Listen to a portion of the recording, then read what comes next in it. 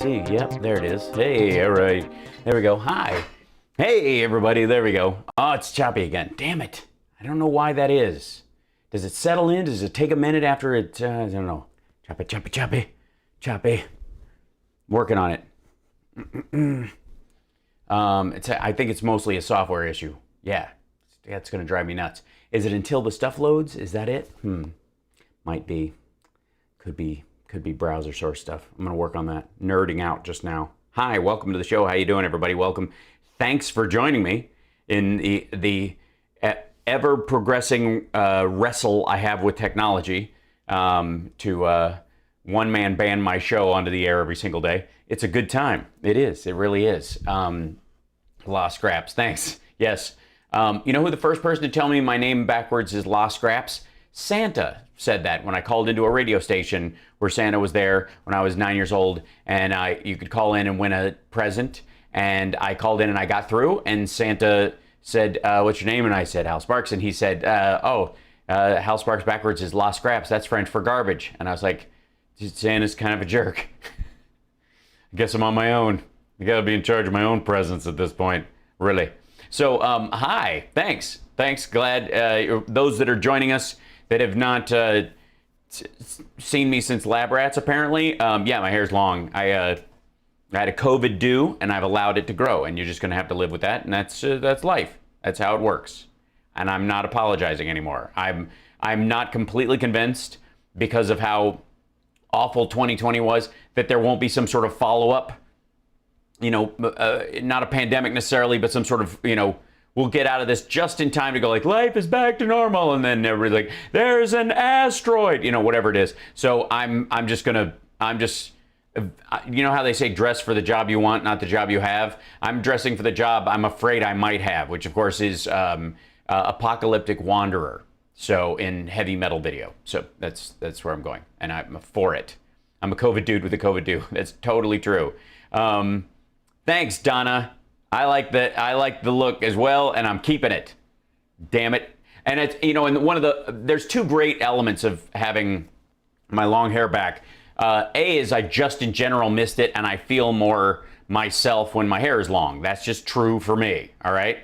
In the age of we're accepting people as they are, the irony that, the very people that are like, gender is fluid and you really shouldn't have any rules. The minute I grow my hair out, they're like, why is your hair long? I'm like, okay, obviously you're not paying attention to your own diatribes, I guess.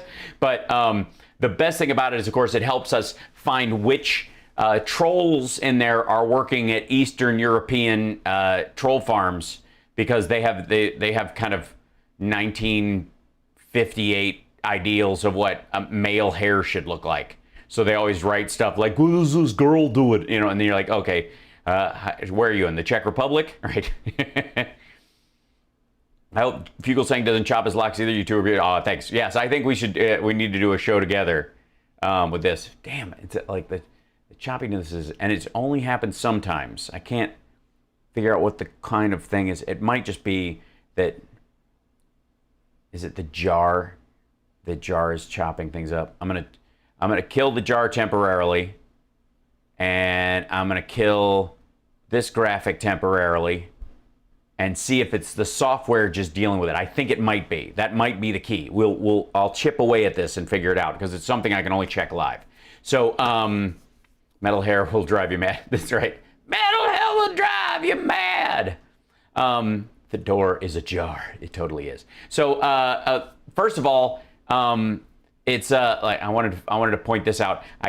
This story came up in my feed right as I was like loading all my stuff up, and I mean, if this isn't like another pestilence, like if the times we were in were written in biblical language, it would surprise no one that you have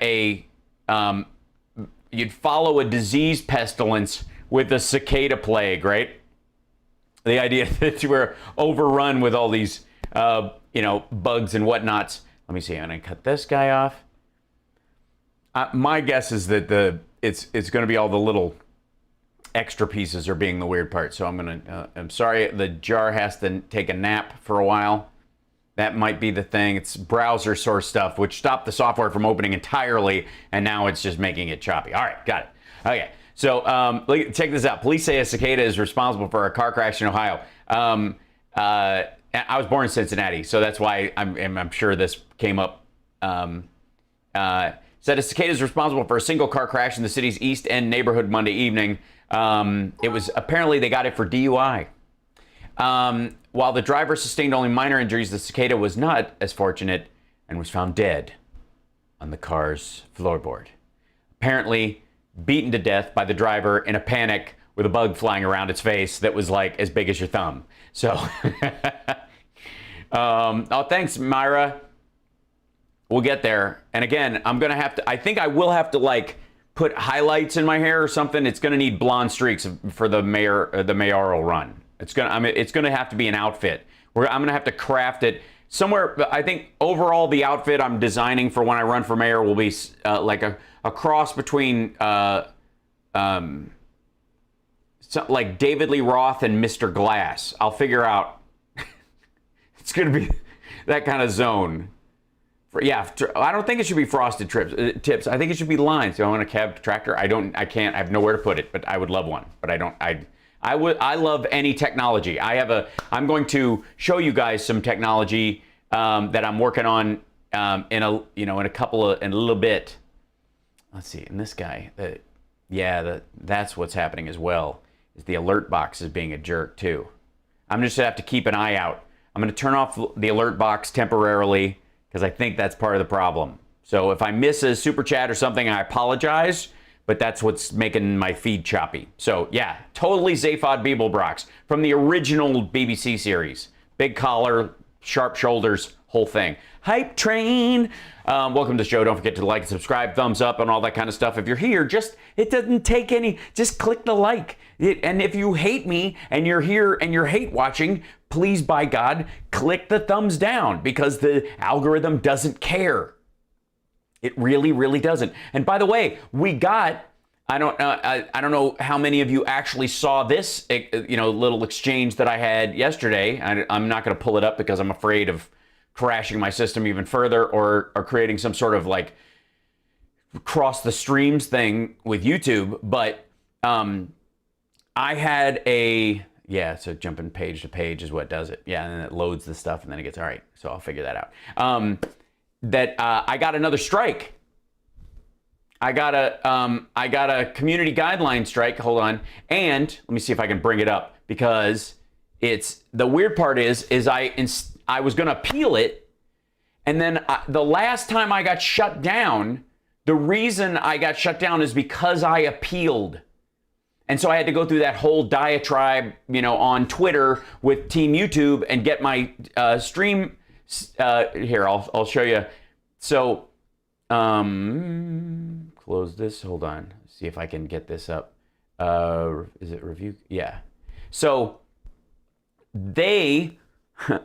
I'll show you. So, when I bring this up, see that submit an appeal? Oops, something went wrong. Retry. If I recycle that, it just goes back to the same page.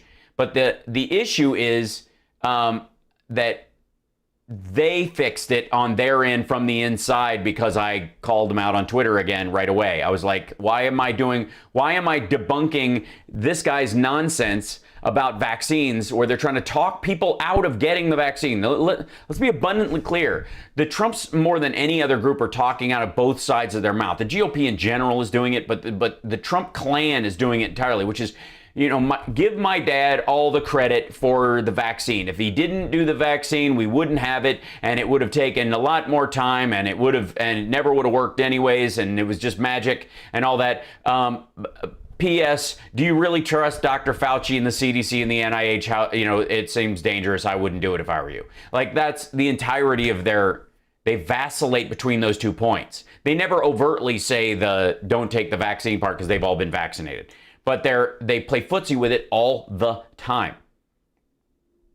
Not hate watching Rudy's Hot Knot.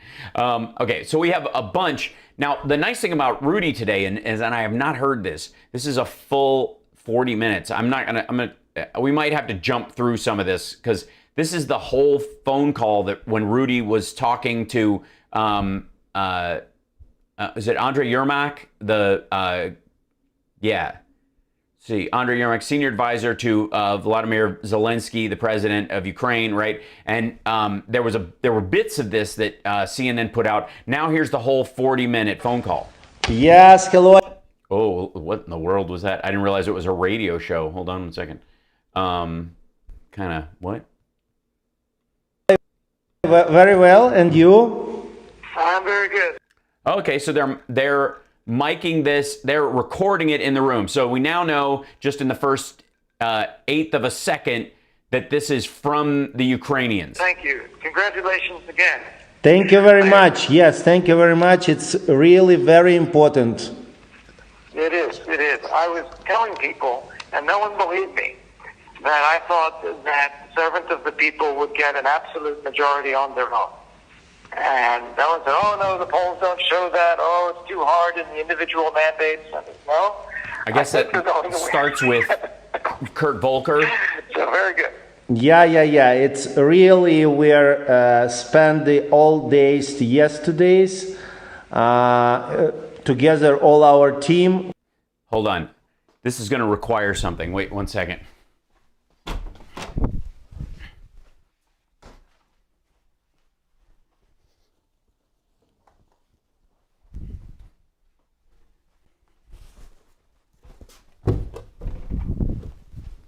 Oh, crap. This guy's green. He won't work.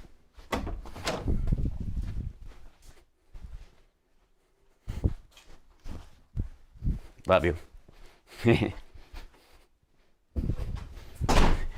My kid's like, where are you going with those puppets?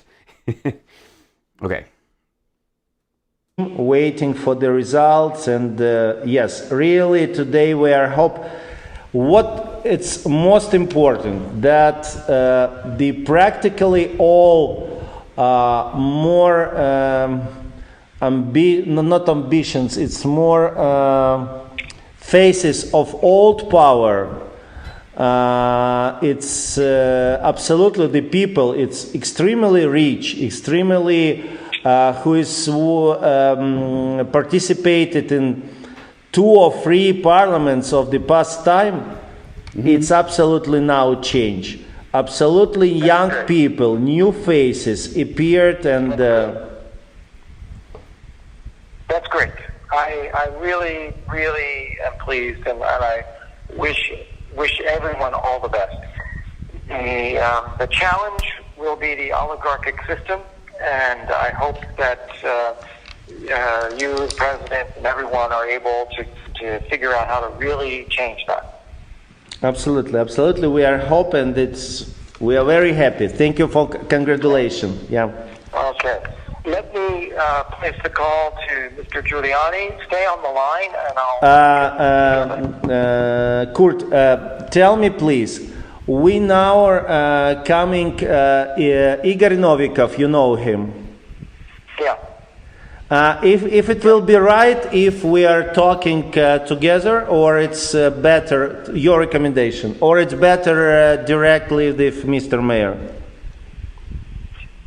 I think it's better if you and the mayor speak directly. I'll join as well. Okay. Join as well. Okay. But I think I'd just like to have the 3 of us, because he needs to hear, I think, from you directly as a... Okay, super. Okay, I'm waiting. Okay, I'm waiting for your connection. Stay on the line. Yeah. Stay on the line, and I will... Okay, thank you. There we go.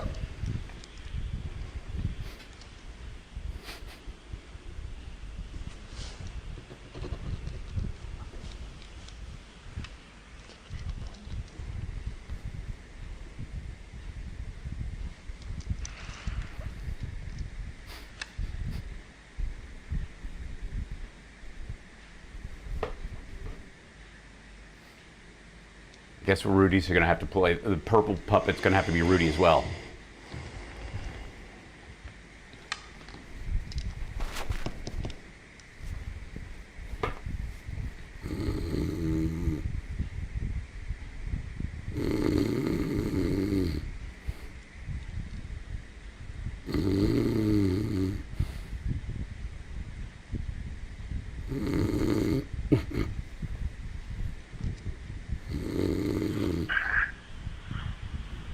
Okay, so we should have on the line here America's mayor, Mayor Giuliani, and we have Yermak. And to reintroduce you, Andre is Deputy Chief of the Presidential Administration. He will likely become the President's diplomatic advisor, but most importantly, he's a lawyer. And he is very close personally to President Zelensky. They've worked together in the private sector, and Andre did part of his career in lawyering in the film and television industry, and is a genuinely great guy. He was in Washington, I guess 2 weeks ago, and I wanted to put the two of you in touch. I've explained to President Zelensky the concerns that President Trump has about individuals in the past in Ukraine and their activities, and the need, how important it is that he feels he has a partner in President Zelensky in helping him get to the bottom of that. And so let me turn that over to you, Mayor Giuliani, and then to you, Andre, for that conversation, but I will stay with you. Yes, hello. Thank you, Kurt. Thank you for putting this together. Yes, hello, Mr. Mayor. It's great honor to me to speak with you. Yes, thank you, Kurt, for introducing me. Yes, I'm really the assistant, and the second, I'm very close friend for a long period of time of Mr. President of Ukraine, Mr. Zelensky. And honestly, it's my motivation because I'm a really professional lawyer. I have one of the largest law firm in Ukraine, international law firm. And it was my motivation to go to the policy, to support, to help the president, because I really trust him. I really trust and believe that he wanted to change our country, to fight the corruption and really change Ukraine, because we love our country, we want to live here. And thank you very much for this opportunity to talk. And I'd like to say that, yeah, sorry. I'm very glad to talk to you too, and I want to assure you that I want very much to see that our two countries are able to work together. I have a great long-time interest in Ukraine. I really admire your country. I empathize with all that you've been through, and I've always had very good relations with everyone in Ukraine, except some of the really bad ones.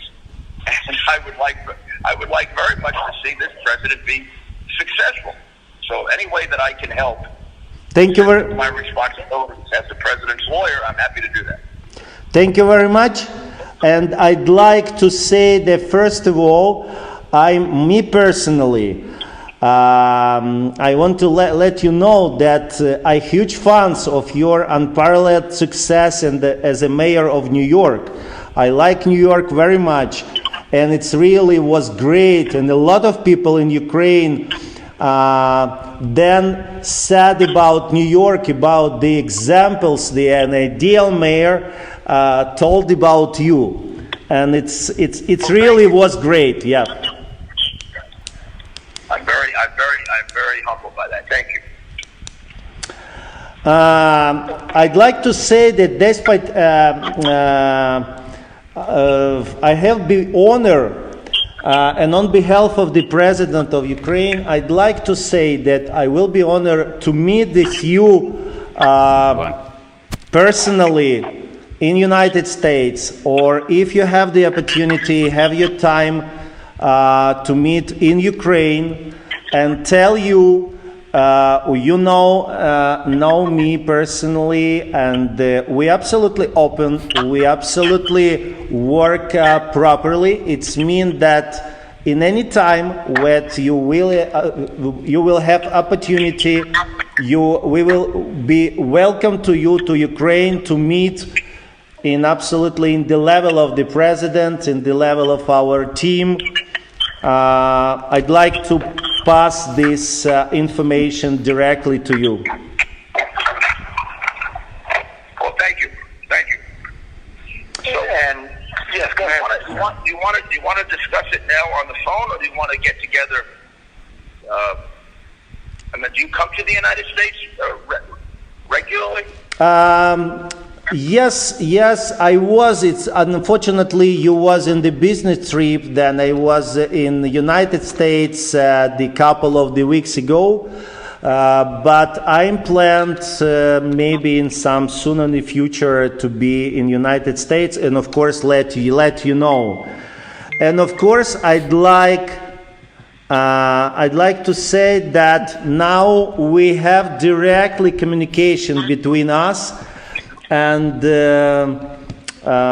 in any time, please, we can contact it. Who will be the most, or you decided to come to Ukraine, or I will be in the United States. We can decide it about our personal meeting. Well, let me tell you just briefly what my areas of concern were, and then we can discuss it in more detail. My involvement in this came about because way back in last November, I got information from a reliable investigator, international investigator, that there was a certain amount of activity in Ukraine during the 2016 election that involved Ukrainian officials and Ukrainian, mostly officials, being asked by our embassy and possibly by other American officials. Basically, I mean, the statement was to produce dirt on then candidate Trump and Paul Manafort. And that, just to shorten a big long thing, over a course of about 4 or 5 months, he did produce information about Manafort and about the Trump campaign and even possibly about Trump. And that it was the most prominent thing being this black ledger of Manafort's, which was found on the doorstep of a parliamentarian, I think, and then delivered to the embassy, the FBI, I think the Ukrainian Inspector General, and also given to the press, and given to an operative of the Democratic National Committee, a woman named Shalupa.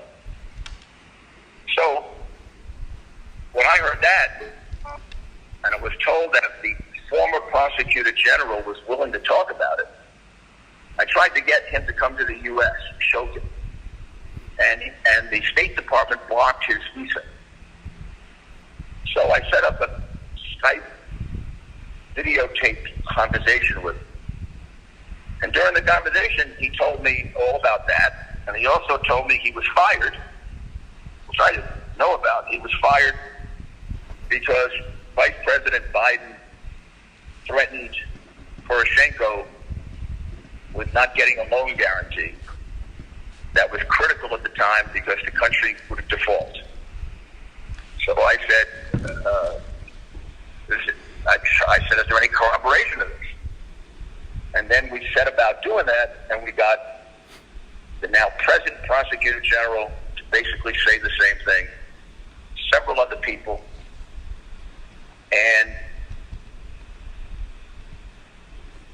my interest in it was about the collusion, let's call it, I hate that word, I guess conspiracy, to affect the 2016 election.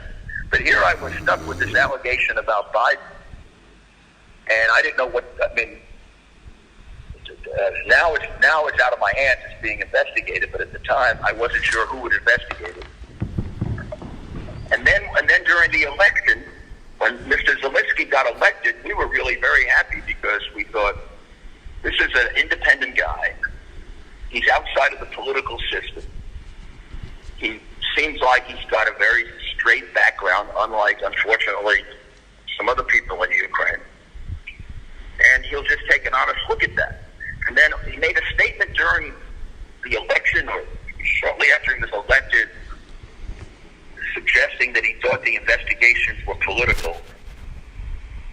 And then when I was set up to go there, I was ready to come. And then some people from our government gave me a briefing about some of the people that were around him. One of them was a long-term lawyer for, I guess, called Moisky. Another one was involved with Soros, who I don't mind telling you because it's been made public. Soros apparently is behind a lot of this, behind a lot of the funding of the embassy. Holy shit. 15 minutes into this, he's already on Soros. We've already got a Super Jew drop in the middle of this. Holy shit. Yeah, we've got... He can't not. Yeah, this is baffling. This whole conversation he's having. I mean, he's basically. You have to remember that Trump, when he says it was a perfect phone call about his phone call with Zelensky, the reason he says that is because Rudy was in charge of saying all the illegal stuff, putting on the legit pressure, actually creating the ask in the quid pro quo, so that when Trump says, I need you to do us a favor, then all the details have been worked out through Rudy. And if that part of the conversation was never supposed to be transcribed. He wasn't working as an official actor for the government. So there's no transcription kept by the U.S. government and the like. And I guess they never thought that Zelensky would record the conversation, because I don't know anybody who would ever have a conversation with Trump or anybody in his circle and not record it. I don't understand that. But in this particular case, the idea was Trump will just do the kind of I'm going to make you an offer I can't refuse, kind of all I said Your Honor, was that I was going to make him an offer. I had something else to do. Yeah. Whereas the real heavy goes and makes the genuine ask, right? Yeah. Some of the laws that were passed that were used to kind of hide the case. And I have to also tell you, he's done it in other countries. The pattern that he followed in Ukraine is not unlike the pattern that he followed in Romania, Albania, a couple of other places.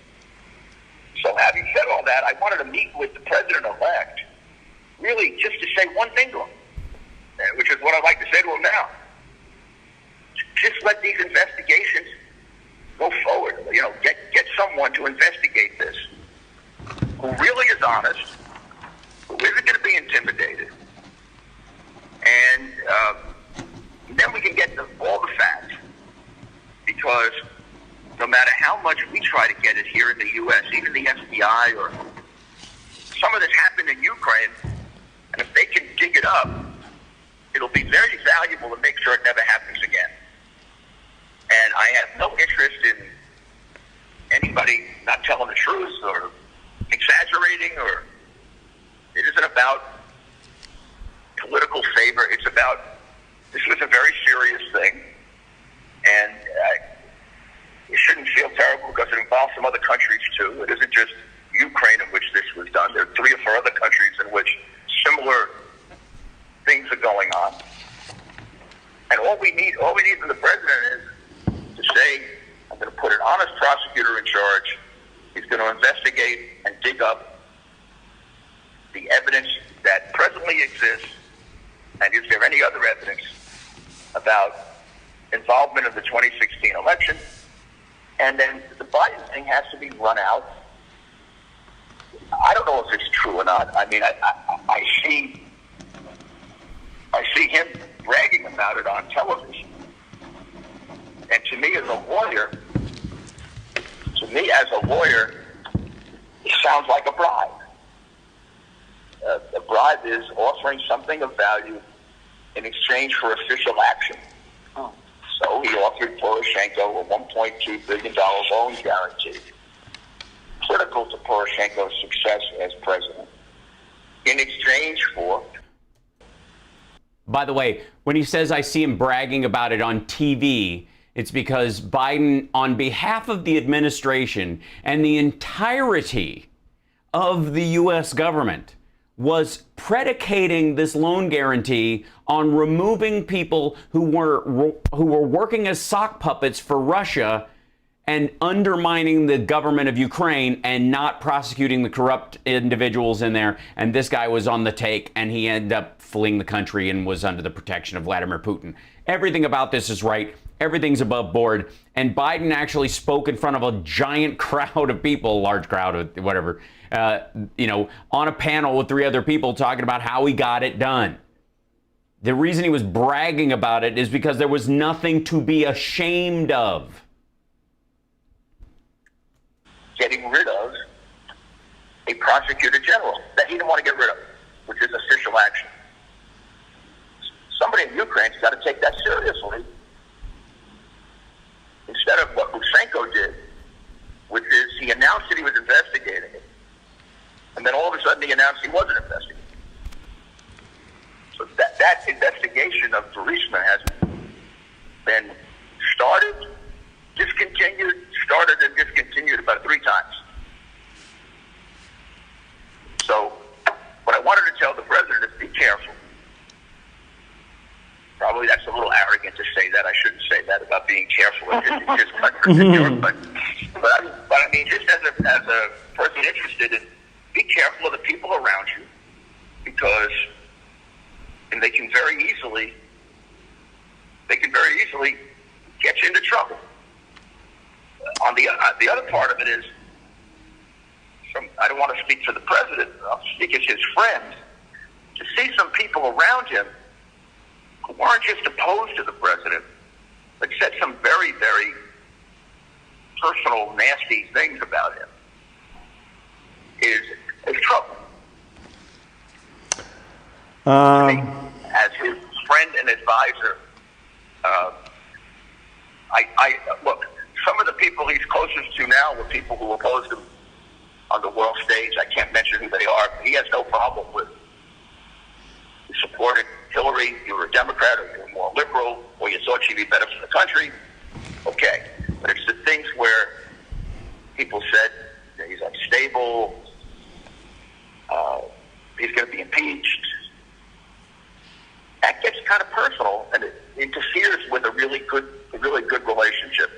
And I don't think it's necessary, because the president comes to it sort of like a white knight, he doesn't have any of these involvements like a lot of these business people and political people have. So I'm telling you, that's my only motive. It isn't to get anybody in trouble who doesn't deserve to be in trouble, but it is to make sure we get for our country's sake and your country's sake, we get all these facts straight, we fix them, and we put it behind us. After all, it's other people who did this, not us. So, and we want to fix this so it doesn't happen in the future. That's all. Okay, thank you very much. I try to step by step answer for this some information. First of all, what is very important and very honest from my side, I told that I'm not just the assistant to the president, I'm close friend of him during long period of time. I know him personally. I know what kind of the person he is. And I'd like to say that, first of all, it's a very important that he is absolutely independent. He is very strong personality who is make his decision absolutely himself, and nobody, maybe just his wife, make some influence to him. It's only person. Yeah, sometimes I'd like. We'll give him a pass on that one. Yeah. The second, now a lot of things. It's our motivation of him and me and the people in our team to go to the policy. We know, and thank you very much, because you are absolutely, we are listen, we are read about some critics about the previous time in Ukraine. It's our motivation, it's our goal. Hold on. He bit Rudy's eyes off. I'm sorry. The eyes are Velcro and they came off. they go back and forth. He's this guy. This guy is Zelensky's sort of chief of staff, Yermak, and Yermak is basically telling Rudy, like, look, I can't make him do anything he's not going to want, and he's not going to do. He's going to make it. Yeah. So yeah.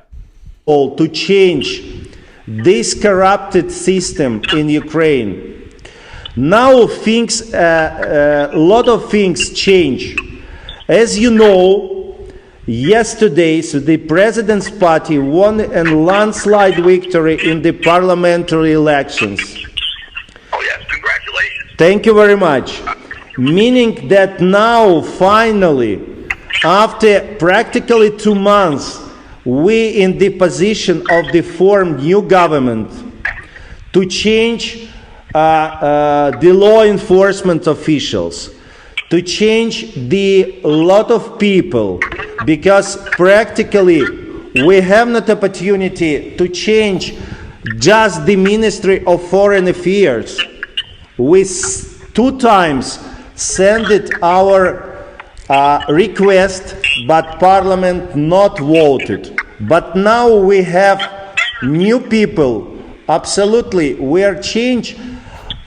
It's very important for us because 99% of the people of the former power, all these guys who was during long period of time faces of corruption in Ukraine, faces of the systems, we had yesterday changed. Young people, Western educated people, the people who have the absolutely different mentality, now will be as a member of the parliament. Let especially stress that we are wanted, our position, we wanted to be any games or meddling. Will be completely transparency in everything that we do. Plus, we are ready to listen and our valid partners and act accordingly once and assume full control. Believe me that we need some maybe months, 2 months to complete the new parliament, the new government, the new securities blocks of our team, and we totally change and will be working. And believe me, for me, it's, of course, I'm listening, we read the newspapers, but in the moment when comes and can get all the materials, which now was in the investigation of the previous power, we will be ready to immediately to work properly according to the legislation. And believe me, will be not establish and protecting the rules of law of Ukraine, and absolutely change all this old system.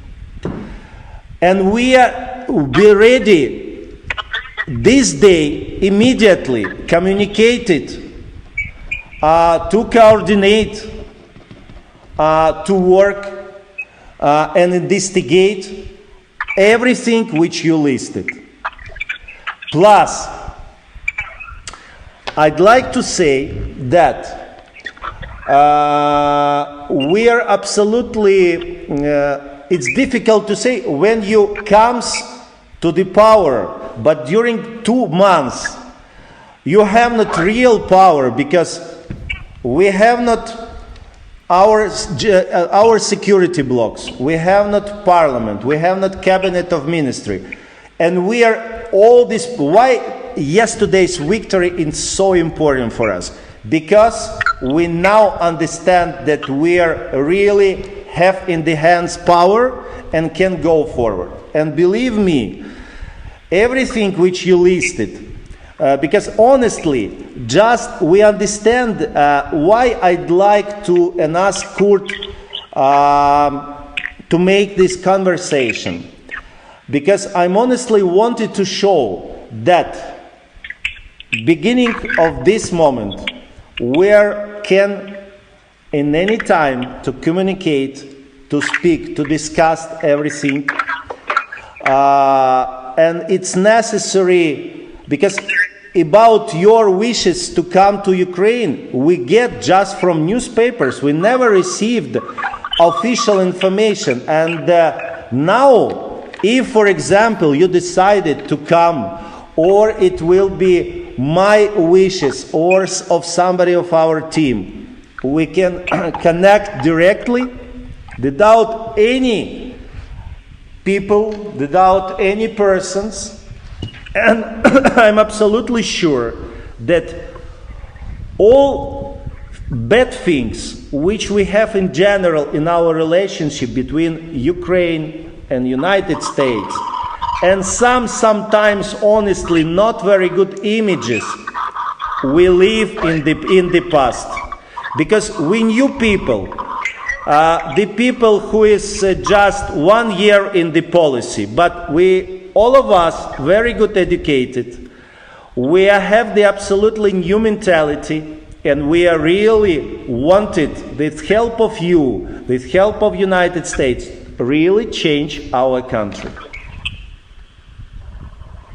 Well, you know, Andre, that was very much the impression that I had of the president, your president, during the campaign, and with the few people I was able to talk to about him who knew him, that he was not from the system, not corrupted by the systems, that he had the best intentions in being president. He wanted to straighten out a situation that he recognizes hurts your country, the corruption that goes on with the oligarchs and things like that. And then the only thing that threw it off was the statement about the investigations, because they've been like a political football for 3 years. On again, off again, on again, off again. And then some of the people that were around him seemed to have, let's call it, the typical background of, of corruption and political skullduggery, I guess. Those are the things that created the problem. I must say, I wasn't aware of some of this. Some of it comes from, people in our government who investigate these things. So I would like to straighten this out. I think it would be very, very helpful in clearing this up if the president at some point could say something publicly that he supports a full and complete investigation of these claims to determine, so that the truth comes out. He doesn't have to, he shouldn't, and I'm sure he doesn't care how it comes out, but just that everyone look at it as, like your election. I remember the election you had when this all first started at Victor, and excuse me, I always pronounce the first Victor who became president. I always pronounce his name wrong. Yushchenko, right. I remember that there was a lot of question about the integrity of that election, and then eventually he was put in power correctly, I think. Your election had no questions about the validity of the election, which is very good. Yeah, we have the supporting more than 73%. The people trust our president. I have to tell you, President Trump was enormously impressed with that. And I was in politics long enough so that I never got 73%. Yeah. Not even close to it. Yeah, I know. He was the first. Yeah, he was the first who is congratulated. It was very, very important. It tells you how much your people want change, right? Yeah. So, if he could make some statement at the right time that he supports a fair, honest law enforcement system, and that these investigations go wherever they have to go. It's going to be run by honest people. That would clear the air really well. And I think it would make it possible for me to come and make it possible, I think, for me to talk to the president and see what I can do about making sure that whatever misunderstandings are put aside. And maybe even, I kind of think that this could be a good thing for having a much better relationship where we really understand each other. Because the relationship with Poroshenko was, as you might imagine, it started off very, very good, and then lots of problems. Mr. Mayor, I'd like to say, I absolutely agree with you. I can don't have to think about it. You don't have to agree with me, just think about it. We can try to schedule a meeting where we can get together. I'd like to say that, first of all, I can say that obviously it's our principle, and we in so form will be make reforms in our power, that all the facts, all the things which connected for so important for us relationship with United States will be deeply in all details investigated. And believe me that I am absolutely sure that you're absolutely correct. You're absolutely correct, and you are a person with so big experience. You know all these people to whom you listed, Mr. Yushchenko, Mr. Poroshenko. What the difference between our presidents and all these people, who, of course, I know personally because I finished the Institute of International Relations, and this same institute finished by Mr. Poroshenko, just by Mr. Saakashvili, by the way.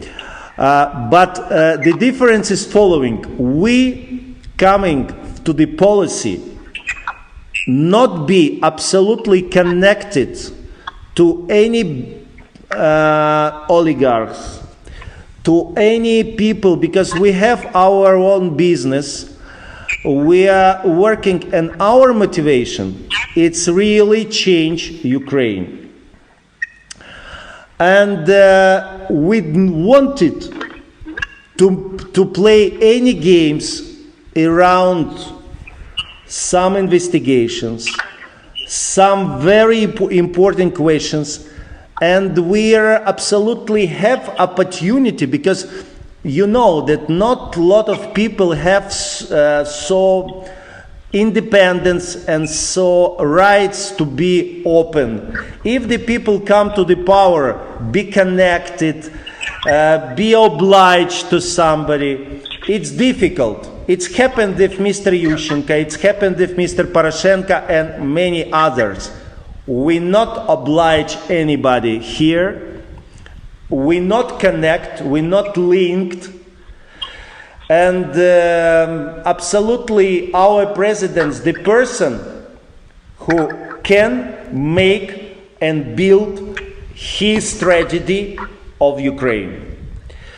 And I absolutely sure that as soon as the dates of the President Zelensky upcoming visit to United States will be confirmed, I'm ready to be personally in assume control of the preparation, and of course I will be ready to come, and we can personally sitting and in detail discuss all the questions, all this investigation which you listed in our conversation.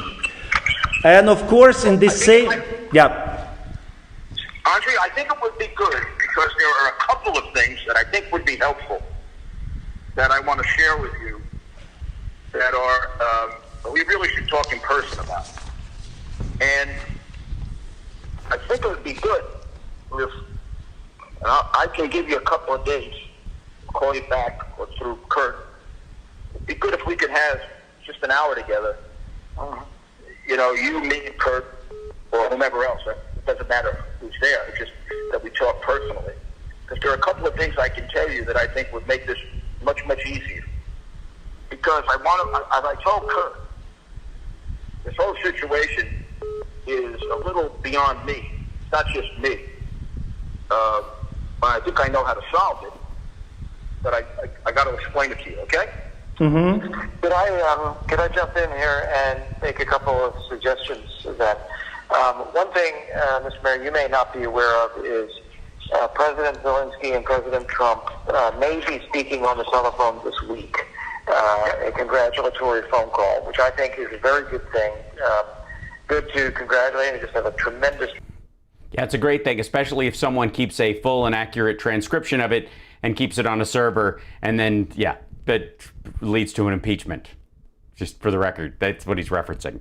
Parliamentary election victory, which gives him the power to move some of this now. And I think also an opportunity, Andre, for President Zelensky to confirm just what we're talking about, that he has no relationship with anything that happened in the past, and he is committed to changing Ukraine and to investigating anything that needs to be investigated. Absolutely, absolutely. And I can confirm that I'm ready immediately after this conversation and confirmation of the visiting to be in Washington or in New York and sitting discussed in detail all this. Yes, that's good. You were about to say, Mr. Mayor, what you were going to say. Kurt, I was about to sort of follow up on what you just said, which is if he could say something like that on his own in the conversation, it would go a long way. It would go a long way with the president to solve the problems. Right. Or the issue, or the question. Let's not call it a problem. Let's call it, there's a question in the president's mind. But I should emphasize to you, it's not put there by me, or just by me. And I'm not the most significant purveyor of it. I mean, I can't tell you what I have advised him, but I can tell you I generally think it's good if people talk, even if they disagree with each other. So I'm not telling the president what to say. I'm just saying if that's the way he feels and that's something he could say, I think it would shorten a lot of discussions that have to take place. I think so too. And so I hope that this congratulatory phone call goes forward and that President Zelensky... I'm sure that Zelensky will say that. Yeah, good. Second, boy, that would, believe me, Andre, that would be good for all of us. We'd move it along very fast, and I can assure you that as far as I'm concerned, I think they should talk this week. I've already said that, but I can't. I just want to emphasize, I can't control that completely. No, but I'll weigh in on that as well. I think it is good, likely, but I will press that as well. And second, Andre, you can say that we talked about it too if you want. Okay, I will. If I may, I will. Thank you. Yep, you're certainly free to, use me to be helpful in getting the conversation to take place. Okay, very good. Then second, Andre, you have some dates that you can suggest if you're making a trip to the U.S.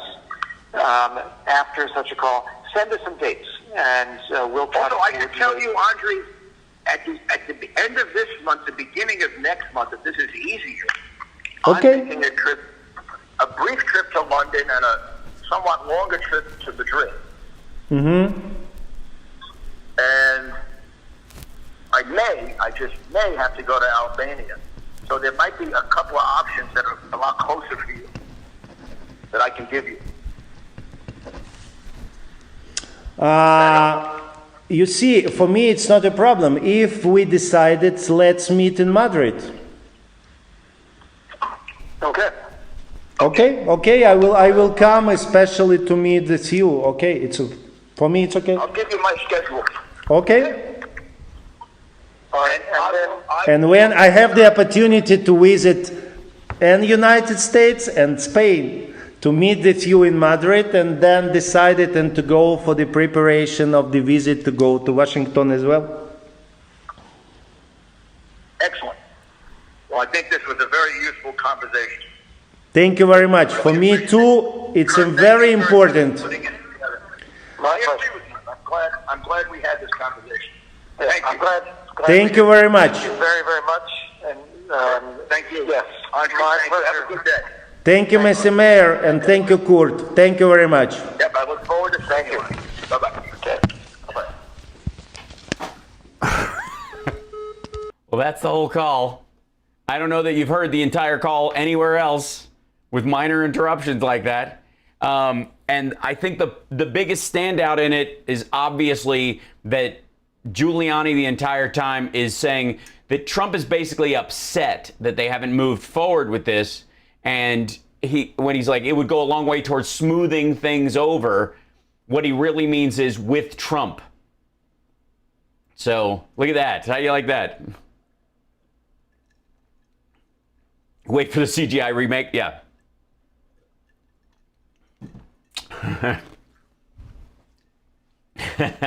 And scene. Right. But, again, that's sort of the purpose of the show, is that we do the full contact. We, everything, you hear the whole thing and not just samples of stuff later on. This is on CNN's website that they put it up there, but I doubt anywhere else have they played the whole call. Now, I'll probably get hit with some sort of copyright strike, but I don't know how they can do that if this is kind of a piece of evidence or something. It's weird. Yeah. My hands are good. Yes, they're all right. They're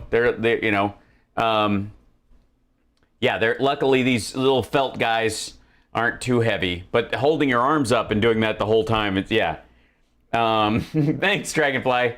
All right, so let's move on to our next round of info. First of all, I feel like in a lot of ways, there's so much to draw from. It's ridiculous, but let's give Don Jr. an opportunity to strike back. Now, this is from you. Literally, I don't even know what this MSNBC liberal has said, or what one it is. You literally won't believe what this MSNBC liberal said.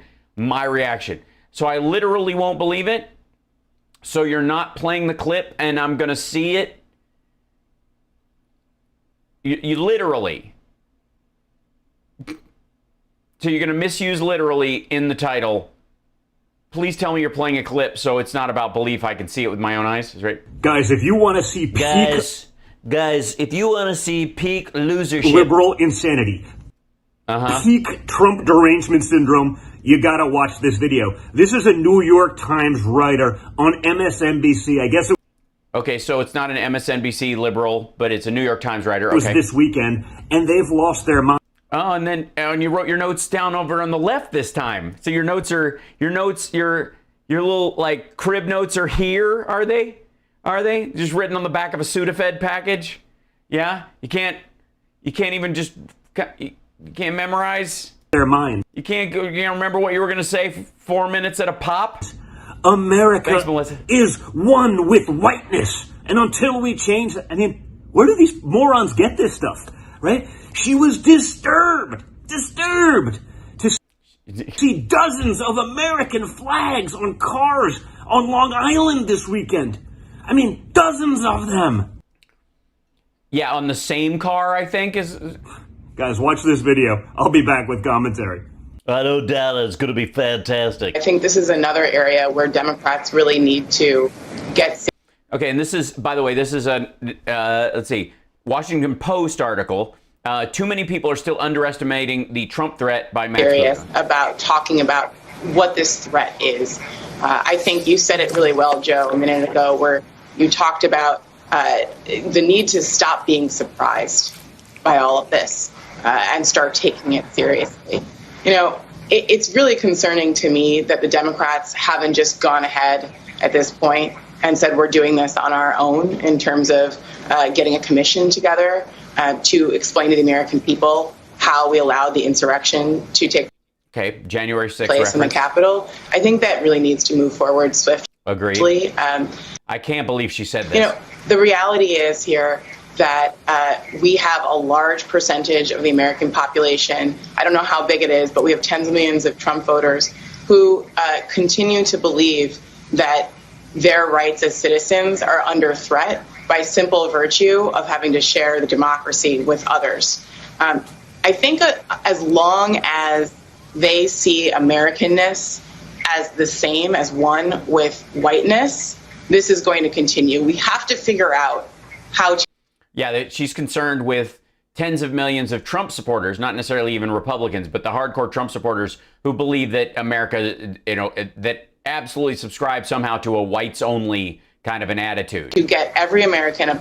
Not that I don't hear her saying all Republicans are white supremacists, none of that stuff, but there's a distinct concern. That's why she said tens of millions, not 100 million or all of them or the Trump voters or whatever. Like, she's talking about a segment, a rather frighteningly large segment of Trump supporters who believe that in white primacy, if not supremacy. I have a hard time believing that these people look in the mirror and say supremacy. That's another conversation for another time. And a place at the table in this democracy, but how to separate Americanness, America, from whiteness. Until we can confront that and talk about that, this is really going to continue. I was on Long Island this weekend visiting a really dear friend, and I was really disturbed. Nobody goes to Long Island for an acquaintance. You got to really care. Saw dozens and dozens of pickup trucks with explicatives against Joe Biden. So in public, pickup trucks with swear words written about Joe Biden on them. That's her primary concern. On the back of them, Trump flags. Trump flags, and okay. In some cases, just dozens of American flags, which is also just disturbing because essentially the message was clear. It was, this is my country. This is not your country.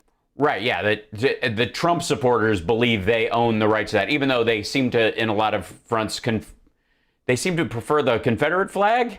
They keep saying they want to remove our history, which is a very Confederate thing to say when they're talking about statues of, Bedford Forrest and Robert E. Lee. Country, I own this.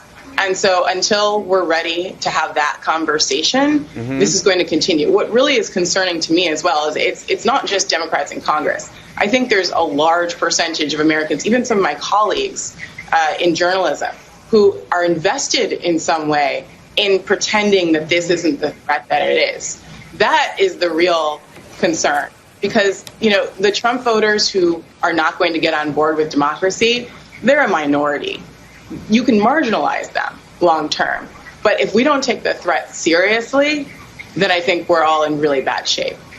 Yeah, so she even makes a distinct case that group that can't separate Americanness from whiteness, that has, that is claiming the flag as their own and aligning it with, writing expletives on their truck and having Trump flags in there, pairing that all together in one package, is a minority of even Trump voters. She's making that case. I can't wait. I can't believe she said what Don Jr. is going to assume she said.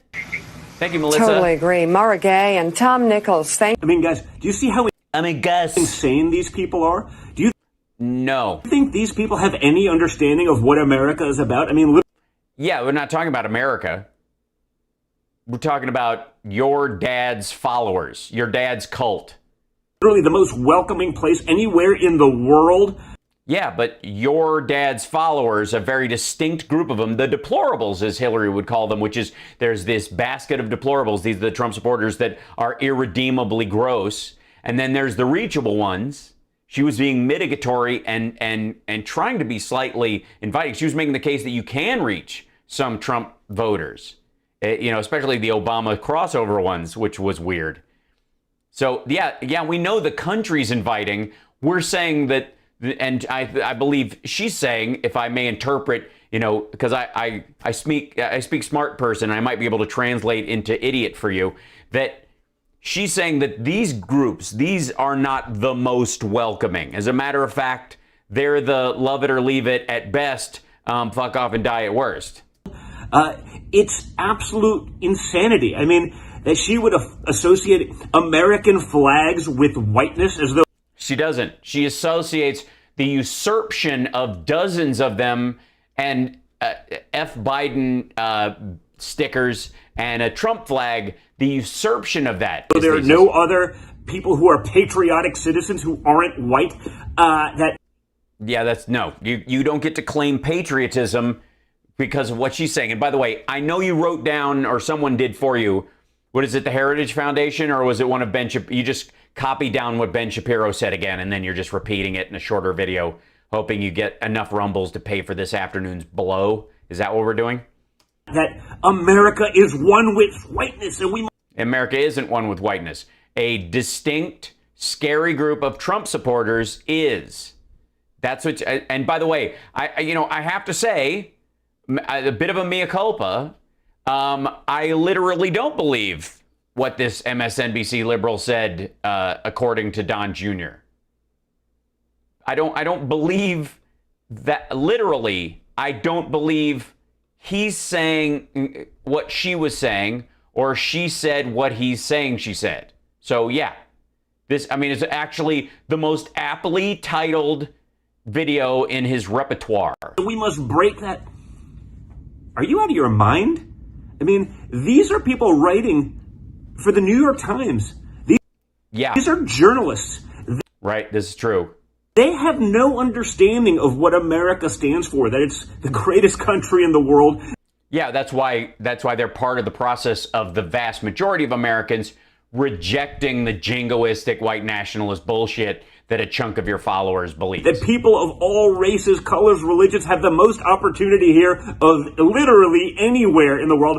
Yeah, and we would like to continue that and make sure that it expands with the actual people that are here, as opposed to stuffing American flags in the back of our truck next to a Trump flag as if it's the equivalent.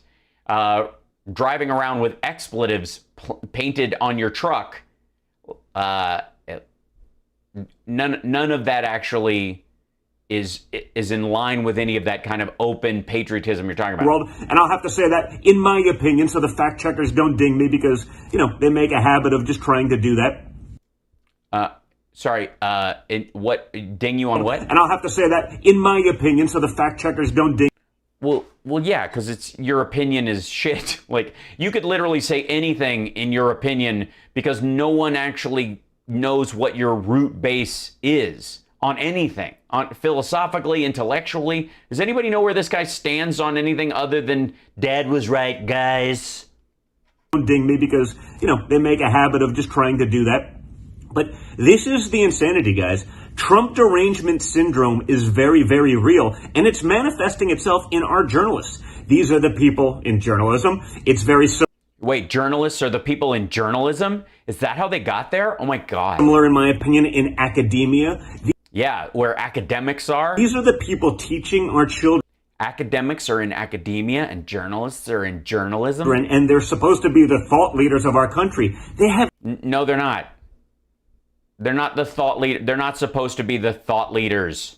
They report, arguably, on the thought leaders. Your dad is a thought leader of those people, and they're going, these are dangerous thoughts. No clue. I mean, they're outraged because they saw... Okay. Do we really... Hold on. I don't know why this thing won't freeze up. Hold on. No. Can we... Yeah.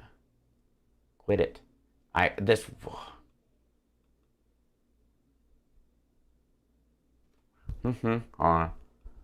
have to grab something real quick. I'm getting spammed in. There we go. Yay.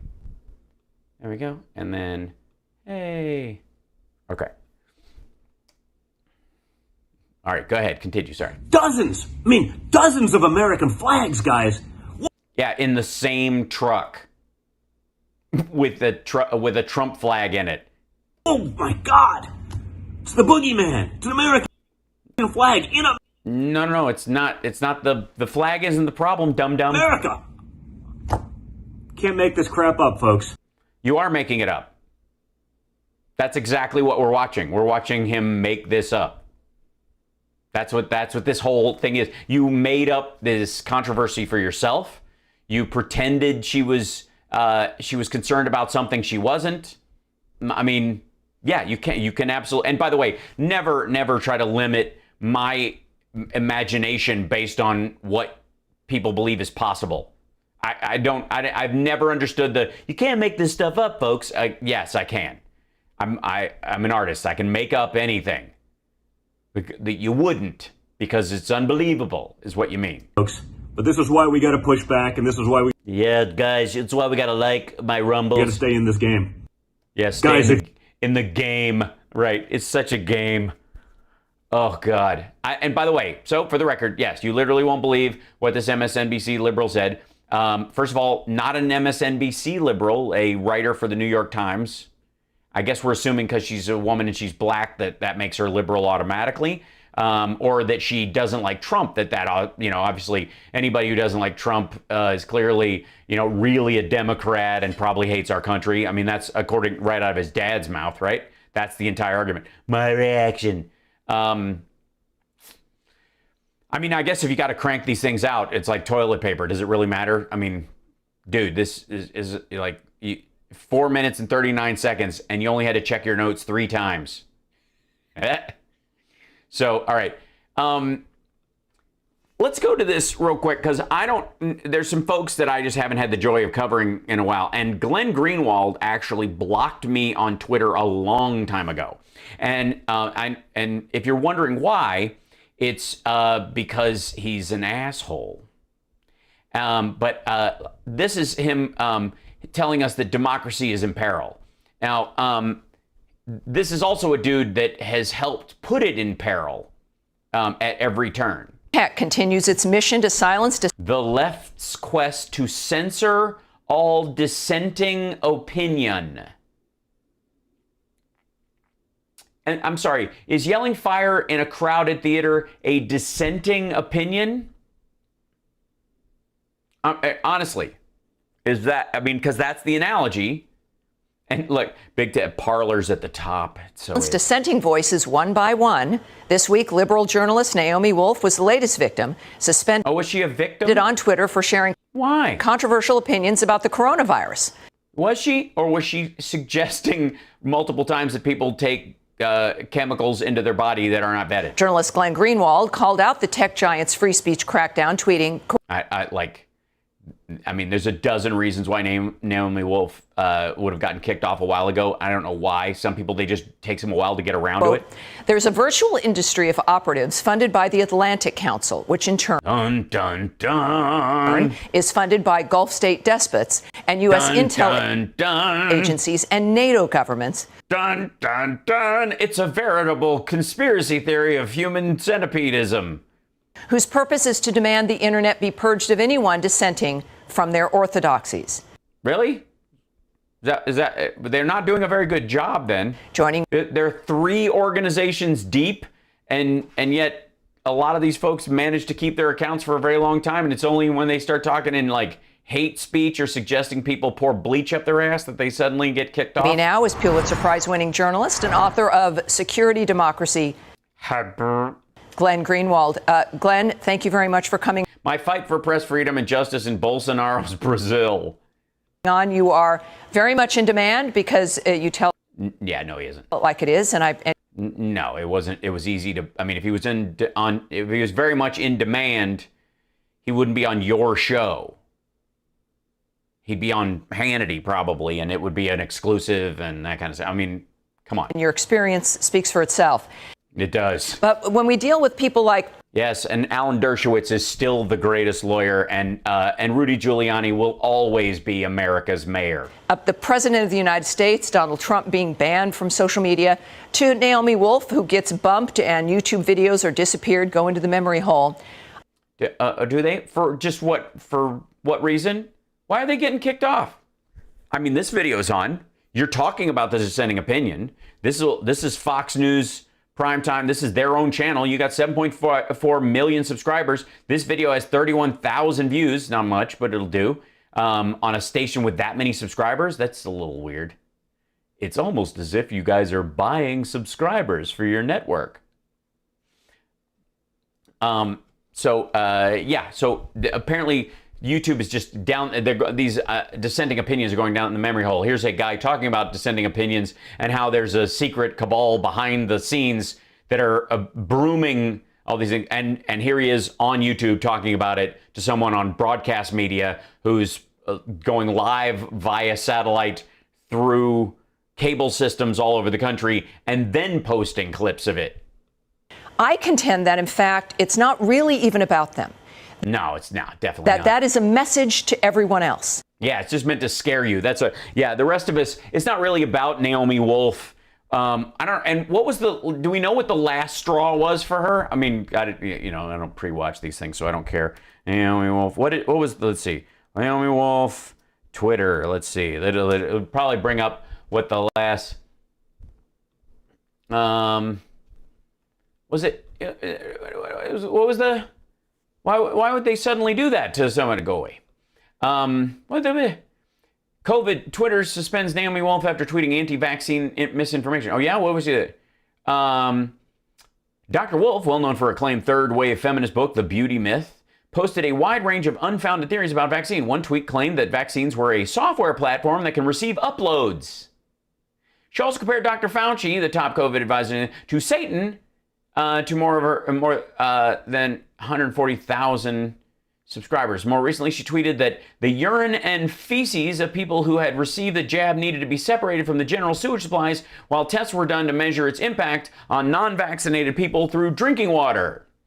Dr. Wolf was also duped into tweeting a made-up quote of an image of an American adult film star dressed up as a doctor. Her suspension has been welcomed by many on the platform. Professor Gavin Yamey tweeted that he was pleased, adding that Dr. Wolf peddles horrific, dangerous anti-vax nonsense.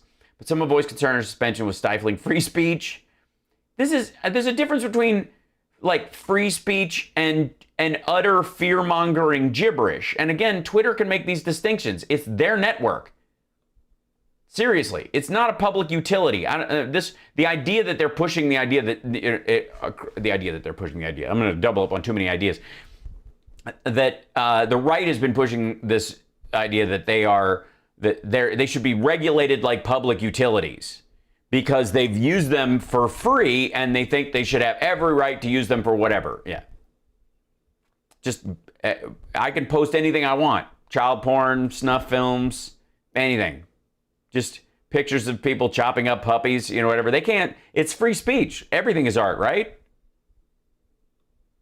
That if we can do it to them, and it's convenient to do it to them because they might be irritating to people, but is she irritating, or is she making anti-vaxxers dig in psychotic ways, and she's effectively yelling fire in a crowded theater with what she's saying, as opposed to just, I don't know if I feel like getting, the dissenting opinion would be, Operation Fartsteed was, went too fast. And I don't trust it, and I'm concerned. Like, that would be a dissenting opinion about the vaccines. People are saying they're safe, they've been tested, it's fine. That there've been very few reactions. The CDC and NIH are looking at the data, and they're constantly reviewing it. And the dissenting opinion from that is, I don't think they're taking it that seriously. It concerns me. I don't hear this, and I'm hearing other stuff. It's not a dissenting opinion to tell people that you can upload software into people via the vaccine. That is not a dissenting opinion. That is flat out misinformation. It is a wholesale lie. Where does this fall into? Well, why can't we just discuss things? You know what I mean? But it's also a message to the average person. Yeah, the average person. Don't be a public figure that posts a blue check mark that posts anti-vax stuff? That you had better, in everything you do, watch what you're doing, because the new rules... Yes, but you should behave like you're in polite society and don't talk out of your ass. ...rules mean that you're going to be canceled if you say something that is unapproved of. It's not that it's not approved of. Do you approve of what she's saying? And again, this isn't about, in my opinion, I think, she's just flat out spouting this stuff. And again, she's a public figure, so it's different than, there are dozens of random hundreds of thousands probably, random assholes saying equivalent stuff all over Twitter all the time. The difference is that they don't even hit the algorithm. What do you think of that? What's your take? Yeah, absolutely agree. I think that I think it's very important that you only bring on guests that agree completely with what you're saying. sometimes this gets cast as an ideological war against the right, and I don't really think that's quite correct. Obviously, conservatives do bear the brunt in the United States. That's because conservatives do bear the brunt of believing that you can upload software into vaccines in the United States. Of online censorship, but I think it's much more about barring anybody from questioning the pieties of the ruling class elite. There are a lot of people on the left who are anti. No, you can say whatever you want. There's limitations on it. You can't use hate speech to do it. You can't post fake, medical information without some sort of distinct and specific disclaimer.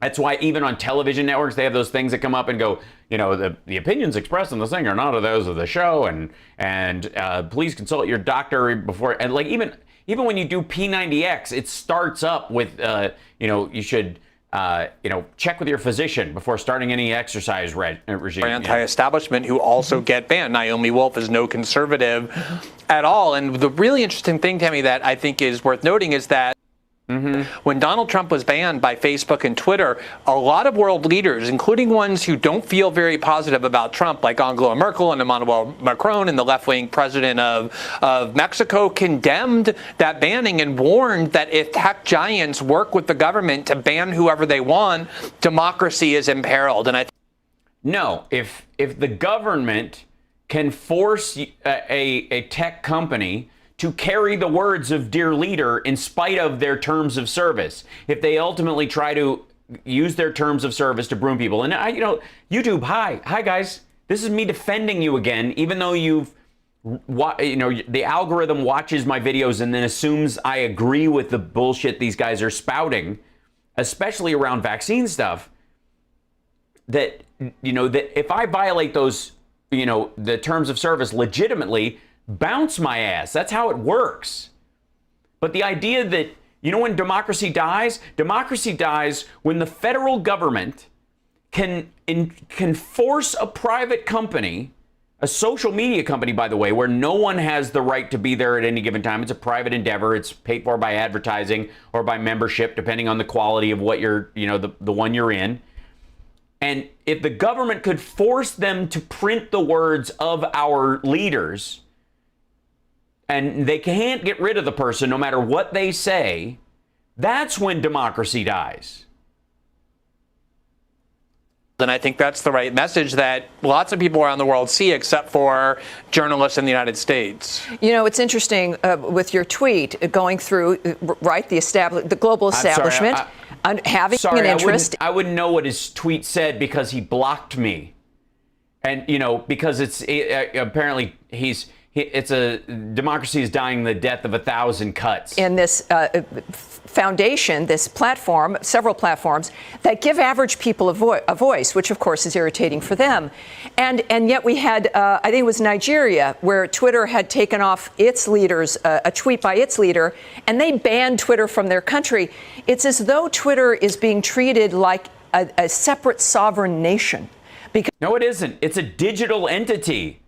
There is no space. You do not have a right to Twitter. It exists. It doesn't interfere with you. You don't have to walk around it. It's not a road, or it's not a mountain that somebody won't blow up so you can put a freeway through. It is a digitally existing environment that you can participate or not participate in. All social media systems are like that. No one has ever tried to put their pictures from their phone on a cloud service and been denied because Twitter is taking up too much space. The ignorance here about digital reality versus real reality is the most frightening aspect of this.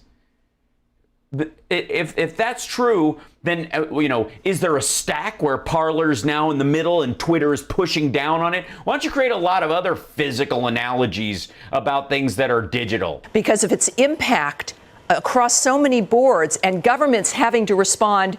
Bullshit. Get a Reddit thread. To what is an American company a publicly held American company, but needing to deal with it like it's a country. No, you don't have to deal with it like it's a country. You don't have to deal with it at all. Do you see it that way? No, because no one has ever had to march through Twitter to attack the neighboring country and take their apples and their oil. There's a point where the only solution seems to be to make this a utility in a way. Yeah, make it a utility like water, which you can actually drink and you die without, or sewage, which would just get backed up and fill everything with shit. Like, no, it's not a utility. You can use electricity that goes into your home for everything in your home. Twitter is a single-use digital product, and you have multiple choices. Go somewhere else. You can't go, well, we couldn't get water because there was a monopoly about the water, so we're going to bathe in urine or raw sewage. Here in America to stop the nature of this octopus. What octopus? Even an octopus is a physical being that has limited lifespan and limited reach. From enveloping everything. Yeah, big Twitter. Yeah, Jesus. What are you nodding at, dipshit? This is the goofiest argument, and I have to say, I am repeatedly stunned that Republicans are the ones making this. I mean, understand, this is Fox News having on Glenn Greenwald to argue that private companies that do something in the digital space that takes up no physical space and never interrupts your day ever, that owes you nothing, is completely optional, has no guaranteed return. You can post all the political ads you want on Twitter. They may not work if the audience doesn't respond to them. There's no guarantee. Water will hydrate you, if you drink it as a utility, no matter what. There's levels of purity and all that other stuff, but it is a thing that has a baseline value. And the idea that these guys are asking for more government regulation, because let's be abundantly clear. So anytime you hear them like, we get rid of regulations, more regulations, and you didn't come to watch an argument. You came to see it. Yeah, this is abuse. The idea that these guys are arguing for more government regulation, the regulation of a digital entity as a utility, that's like, can you imagine? Remember back in Gamergate when they were talking about physical ideals in gaming characters and how, they wanted to regulate whether or not somebody could, how they could look in there the same way that they, keep, size 0 models from walking on runways, even though they're digital creations. They derided that kind of stuff when they perceived that the left was doing it all the time. And this is exactly what they're doing. There is no guarantee in Twitter, Facebook, I mean, and any of these entities. The fascinating thing, even with Facebook, that any of these entities could be eaten by a new, better one tomorrow. Ask MySpace. Yeah, that's exactly right. I'm against censorship in all cases, but if you have a government that's censoring, you don't have a government that's censoring. As a matter of fact, the opposite is happening.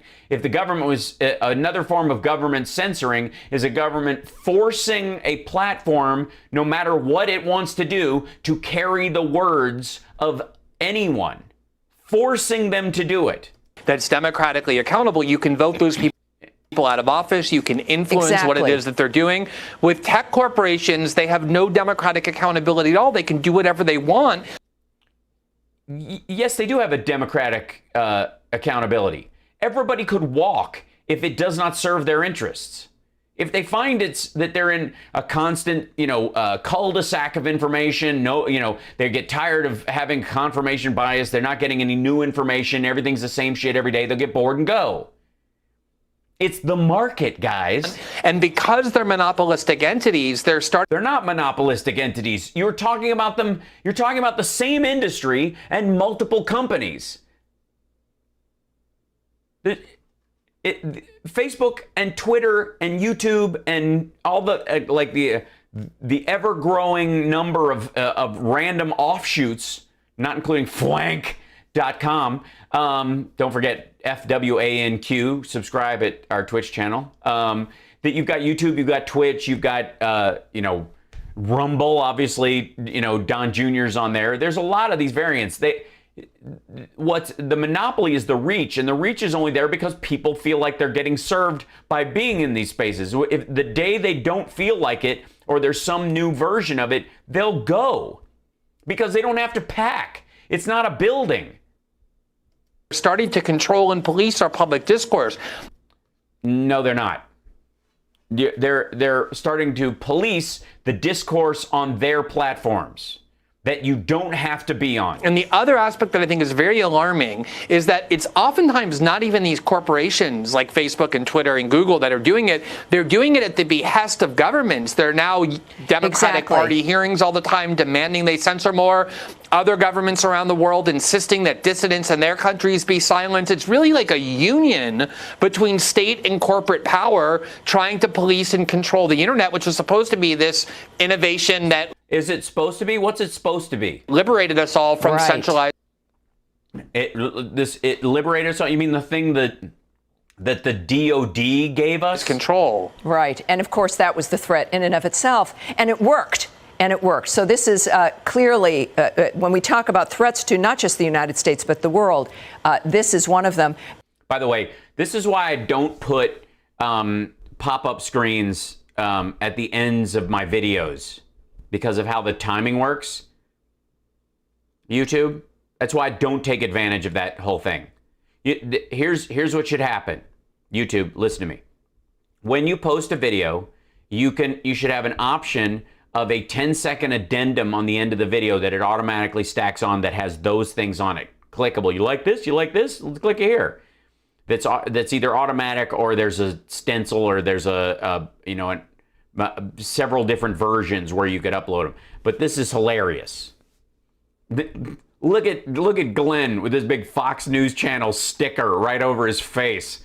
Like, this can't stop lying. I knew you would understand. It's how do you, this always looked like shit. We don't have an administration now, I think it's safe to say, that has the courage to stand up to it, but we will soon. Stand up to what? You mean that we'll give you more government regulation? Thank you, Glenn. Thanks for joining me. I appreciate it. Great stuff. Yeah, it was awesome, and you're so in demand. Jesus, how is this? Do you realize the level of gibberish we just heard from those two idiots? I mean, not only is it like not in line with conservatism at all, like the illusion of conservatism at Fox. I mean, just like literally conservative to them is getting what they want all the time. If they decided they wanted something that would be considered liberal, it would suddenly be a conservative thing. It's just because me, now. That's all it is. That's the entirety of their argument. But if you're arguing that, again, digital spaces that take up no physical space, that are completely optional in your life, and that there's always one waiting in the wings, ask Vibe about how TikTok is working. Ask Snapchat about TikTok. Ask, when Instagram got gobbled up by Facebook and then became basically a sales arm of Facebook, and it started to diminish over time, and all Twitter had to do was change the sizing necessity of how its pictures worked, and it jumped in and leapt ahead of Instagram on like 4 different metrics. There's no monopoly in these situations. If you have a steel monopoly, the idea that somebody else could dig up the steel where you were digging it up, take that ore or whatever and convert it in a factory into usable metals and deliver it as girders and shit like that. That's a huge endeavor. Anything you can create by coding on a laptop is not inconveniencing anyone else and is completely optional. I don't get this. Big tech. This is embarrassing. And by the way, look at the choices they have. So like Facebook and Twitter are the big ones. Apple, I don't know what Apple's doing. I mean, like, you're not going to put Dell or Microsoft, nothing in there. But Google, of course, is over here because they're keeping conservatives from being found. So you have to go to Bing.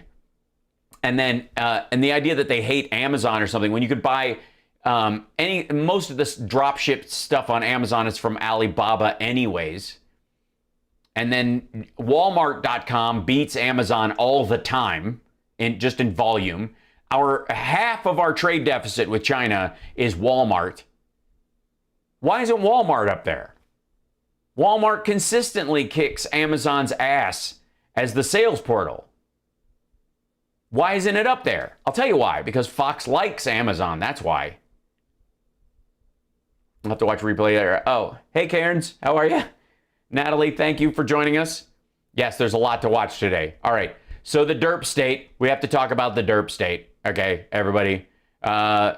Chris Salcedo has got to tell us the Derp state is coming for us. It's a real thing, guys. The deep state is there. It's there. It's all the deep state, aka the establishment, aka the New World Order, aka George Soros's pocket minions. Good evening, friends, and welcome to the Chris Salcedo Show here on News. Chris, I think you're missing a screen.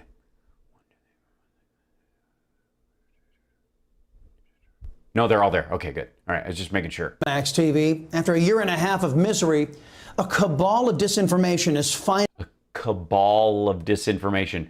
Yes, right out of the gate using the QAnon code words. Great work, Chris Salcedo. ...finally feeling the heat.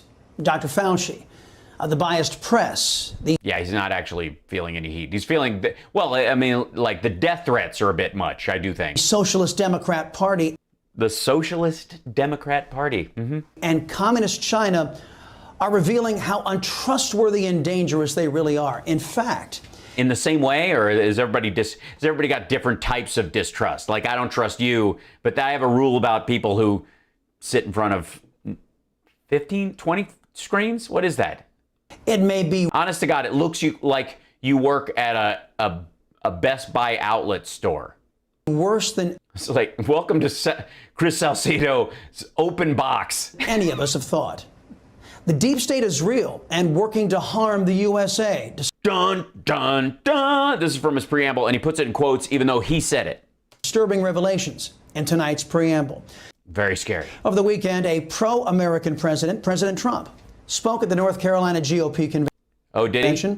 In his speech, he reflected on the increased scrutiny being paid to Dr. Fauci and his enablers in the left wing, including those in the Democrat Party and the basket of biased press. The media, the Democrats, and the so-called experts are now finally admitting what I first said 13 months ago. The evidence demonstrates that the virus originated in a Chinese government lab. Couldn't say it. Yeah, you still can't say it because you don't know that. What people are talking about now is that it came from Wuhan. Well, we know it came from Wuhan. It was in the Hebei province, and that's where the outbreak started. The question is, was it created in a lab and it escaped? Did they find a sample of it from somebody and they were testing it and it escaped? Was it somebody who had the animals that were there and then they sold them for a quick buck in the wet market? Did it come from the wet market? Was it related? Were they testing? Did they put it next to the big wet market because they were, over time they knew that they were always accessing this stuff and it was a source of material to test all the time to make sure, like you'd have like if you want to check things that are coming in through ports, you set up the checkpoint at the port, right? That kind of idea. Nobody's questioning about where it came from geographically. And last year, nobody was like, we can't say it came from a lab. And by the way, if it did, again, worse for Trump. If what they are insisting on, if Chris Salcedo wants us all to believe that Trump is right, and by the way, he looks really tired. If Trump is, saying the truth here, right?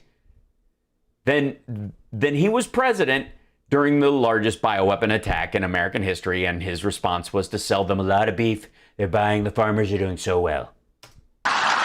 600,000 dead, $2 billion worth of beef. I mean, honestly. You couldn't say it. And Dr. Fauci, who I actually got along with, he's a nice guy. He's a great promoter, Not a great doctor, but he's a hell of a promoter. He likes television more than any politician in this room. And they like television. True. Dr. Fauci has. I pity everyone at Newsmax going through that speech, trying to find clips to play. Been more politician than physician. Well, he's a representative of the NIH and the CDC, and he oversees a large group of people. I mean, he's got See, the thing is, Chris, he's got actual responsibilities. Something you and I would know nothing about, except in our own, I guess, personal lives. He has confined his interviews to largely dishonest left-wing outlets. He even graced the cover of InStyle magazine. Yeah, apparently they went through a lot to put the thing up. They didn't just go interview him and then just take a snapshot during the interview. Because, you know, nothing sends the message of a doctor working tirelessly to protect the American people like a guy in shades lounging at his pool while countless millions suffered at the hands. Oh, really? So Trump golfing was fine. Really? Hands of the China virus. But it seems that Dr. Fauci... That's true. Simiko Nuts says, Chris has responsibilities, how he's got all those screens to watch. It must be exhausting. I mean, it's nice to see your own name repeated. Perhaps for the first time in his long career of sponging off the American taxpayer. That's what he does. He sponges off them. Yeah. Is getting increased. It's not, I mean, it's why HIV is a survivable and livable disease now as opposed to a death sentence, but whatever. Scrutiny because of his decisions. Those decisions may have led to communist China imperiling the world with a deadly virus that broke containment at a Wuhan lab. It broke containment. Did it burst out of there like a Fast and Furious installment? And as more information leaks out and Fauci's left-wing allies run for cover, His Eminence appears a bit unnerved. You should want to know how this happened so that we can make sure it doesn't happen again.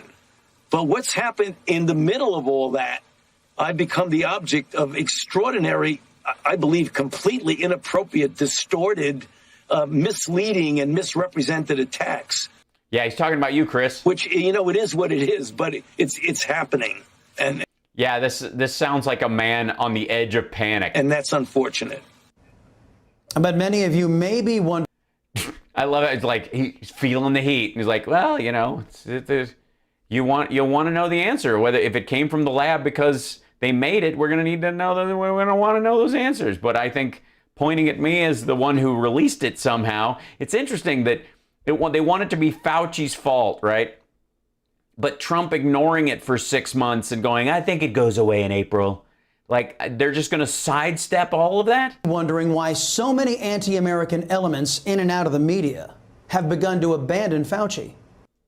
Well, you never liked him to start with. I consider you anti-American, Chris. I mean, why now? Gee, because they aren't. Why has the you do realize you just showed him on from a clip on Rachel Maddow's show, right? China narrative. Basically, he was the get. That had suppressed the Wuhan lab leak theory since last year, suddenly it's meeting opposition. Now, something's changed, right? I wasn't quite sure what that something was until now. Dun, dun, dun. In an exclusive report backed by independent reporting from former Fox News from Red State journalist former Fox News Housley, Red State is reporting that a high-ranking Chinese defector has been in U.S. custody for over 3 months. Okay. It's also reported that this defector has direct knowledge of several Chinese special weapons programs. Fascinating. Okay, so again, Chris, Booby, I don't think you want to go there.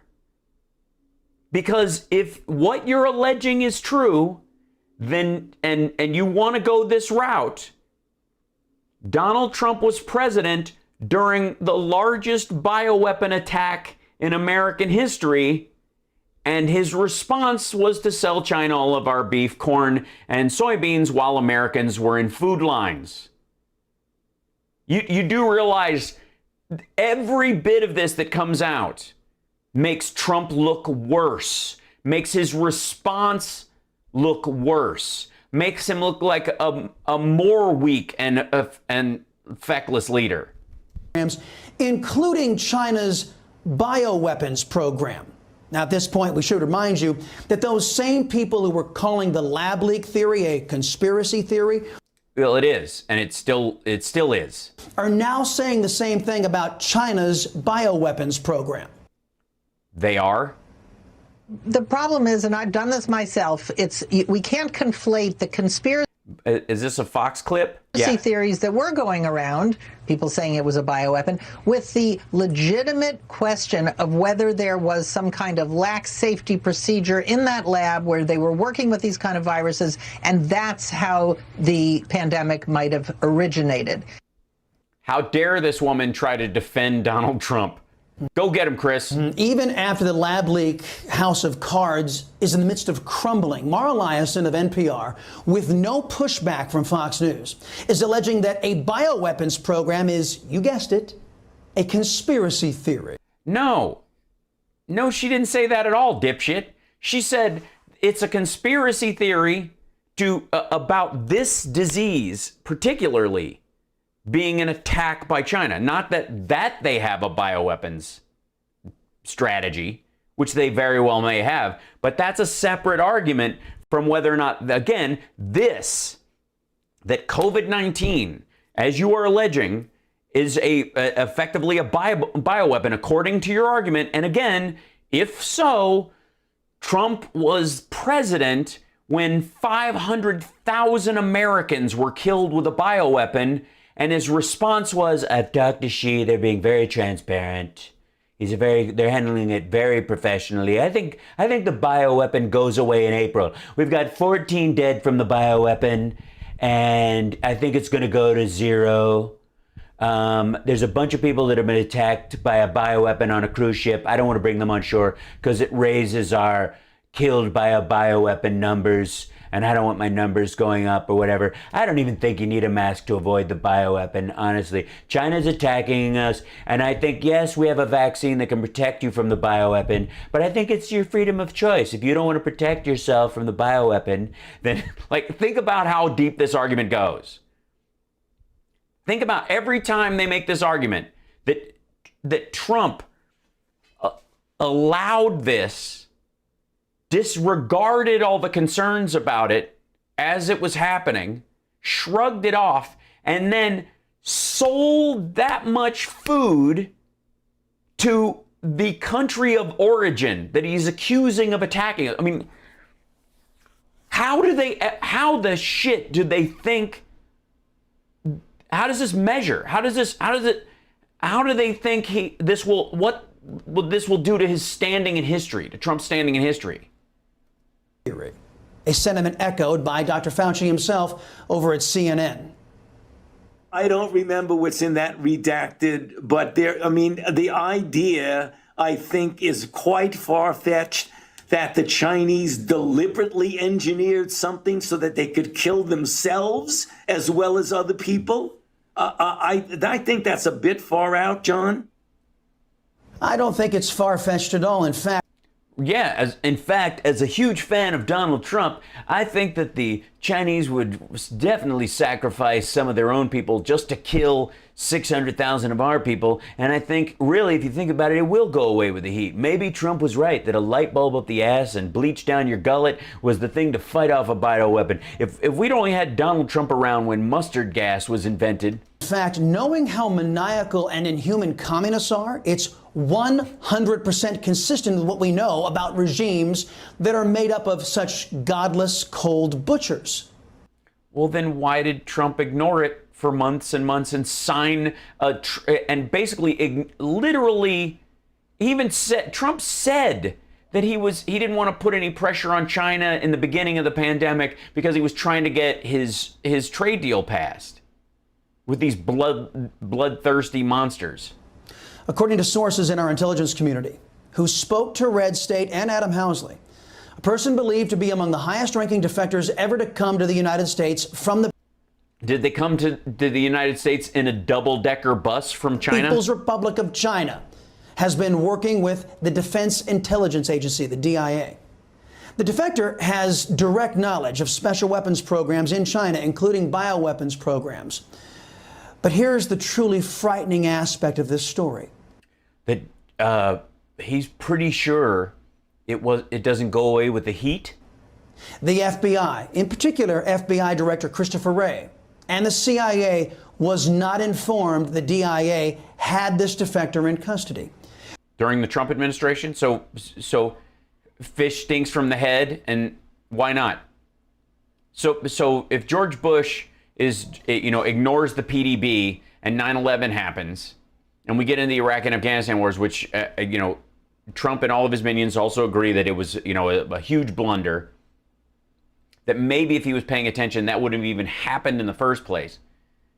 But we're supposed to all of a sudden these companies like the DIA, the CIA, the FBI, Department of Homeland Security are not talking to each other again during the Trump years because why? Chaos, bullshit? What were they talking about? Red State alleges that Director Wray was, quote, ambushed with the information that the high-ranking Chinese official was cooperative with the United States and the authorities and was spilling, when, by the way, this proverbial beans on communist China's proverbial beans malign activities. Sources revealed that DIA leadership, who I have to assume are pro-American Trump holdovers, the DIA leadership kept the defector within their clandestine services network to prevent Langley and the State Department from accessing this Chinese defector. Now, why would they do that? Because they're Trump supporters. What? The Red State report says it's because DIA leadership believes there are Chinese spies or sources inside the FBI, inside the CIA, inside the State Department, and several other federal agencies. So they knew about this stuff, Trump holdovers, so they couldn't talk to the Trump holdovers or supporters in the CIA, the FBI during the Trump years when he's actually DOJ. They couldn't. Doesn't he have a president's daily brief? Didn't the DIA actually have somebody in the room? What are you talking about? In other words, there are elements in our own government working to protect China's malign activity against the United States. Yeah, Donald Trump. Yeah, he ignored the pandemic for months until he got his trade deal signed, and then he got a little mad about it, but it didn't stop him from selling him a shit ton of food. They're traitors. Adam Housley further reports that Communist China is actively trying to cover up their culpability in the pandemic. Housley tweeting, quote, U.S. intelligence has a Chinese defector with Wuhan info, and China is trying... No, excuse me, not and China. And... to produce variants. And China is trying to produce variants that suggest it came from bats to cover up that coronavirus originally came from a lab. Yeah, it's kind of it's like the Dominion voting machines conspiracy concept, but with bat viruses. End quote. Not to put too fine a point on this, my friends, but President... Dude, you're a blunt instrument. Trump has been proven right again. How? What are you talking... Dude, this makes him look horrible. Honest to God. This should make every Trump supporter tremble in fear that he was president. By the way, the cupboards were bare. He left them that way for 3 years. He did nothing. By the time the pandemic hit, we had no material response left. Everything was rotting on the shelves. The rubber seals on ventilators and all those things had all cracked and gone to waste because you have to rotate those through. It's why we give away the ones or we get them regularly serviced. He let the service contract expire. He dismantled the pandemic response team that was put together to deal with such a thing. The pandemic response team, by the way, they're going to deal with a pandemic whether it was intentional or accidental. They don't give a shit. They're just going to identify it and push back against it. He got rid of them entirely 2 years before this shit hit. How does this not make Trump look like the worst president ever? And that leads me back to his speech in North Carolina this weekend. But Fauci has perhaps never been more wrong than when he denied the virus and where it came from. The time has come for America and the world to demand reparations and accountability from the Communist Party of China. Why don't we, here's my question. Why don't we demand reparations and accountability from you? I mean, you were running this country when this happened. and you literally ignored it at every turn. You downplayed it. If this was the serious attack you're talking about, you couldn't have given less of a shit about it. And by the way, Fauci didn't deny the virus. I don't know what that. I don't know what it says. We should all declare within Thanks, one Melissa. unified voice that China must pay. They must pay. Yeah, well, you didn't say that while you were president, did you? China must pay for all this beef, corn, and soybeans. Basically, our people are starving because their jobs are all shut down because of this disease. But China, take all of our extra food stores. There will be more. Nothing bad's going to happen. Nothing will happen to our meat processing plants. Jesus. The majority of Americans agree with President Trump, but it seems elements in our own government do not. And it seems to me that the same people who opposed President Trump in his first term are the same people who claim that the lab leak scenario and Chinese bioweapons program are a conspiracy theory. No. They're a theory at this point. The conspiracy theory is, when did Trump know that the virus was coming to the country? Did he actually believe it came from a lab as early as he said he did? If that's true, then he ignored it to get his trade deal through. And what did he get from the trade deal besides 500,000 dead Americans and them only meeting? It was only phase one of the trade deal, and they only paid for a third of it. They were supposed to buy $30 billion worth of stuff, and it was like a little under $13 billion. It also seems to me that these are the same people who leaked to undermine President Trump and benefit communist China during Trump's presidency. Really? What did they leak? Because it's whatever they said, it's true, because you can't leak a lie. In the last 4 years, we've all heard the term deep state. Uh-huh. It's one thing to suspect it's real. It's quite another to have its existence confirmed and to know. Was it confirmed? How's it confirmed? Know that these deep staters are working for the benefit of the world's biggest human rights abuser, the biggest usurper of liberty and freedom in the world. So the deep state is not like entrenched bureaucrats and people who, play both sides against the middle and stuff, but they're literally Chinese moles now. It's China. Okay. Socialist Democrats, the biased press, and elements of our own government are protecting a regime that just killed over 3.7 million people worldwide and counting. And some of How? I didn't think you even believed in this. those very same people are working not only to cover up for China, but to cover up their own involvement and their deception.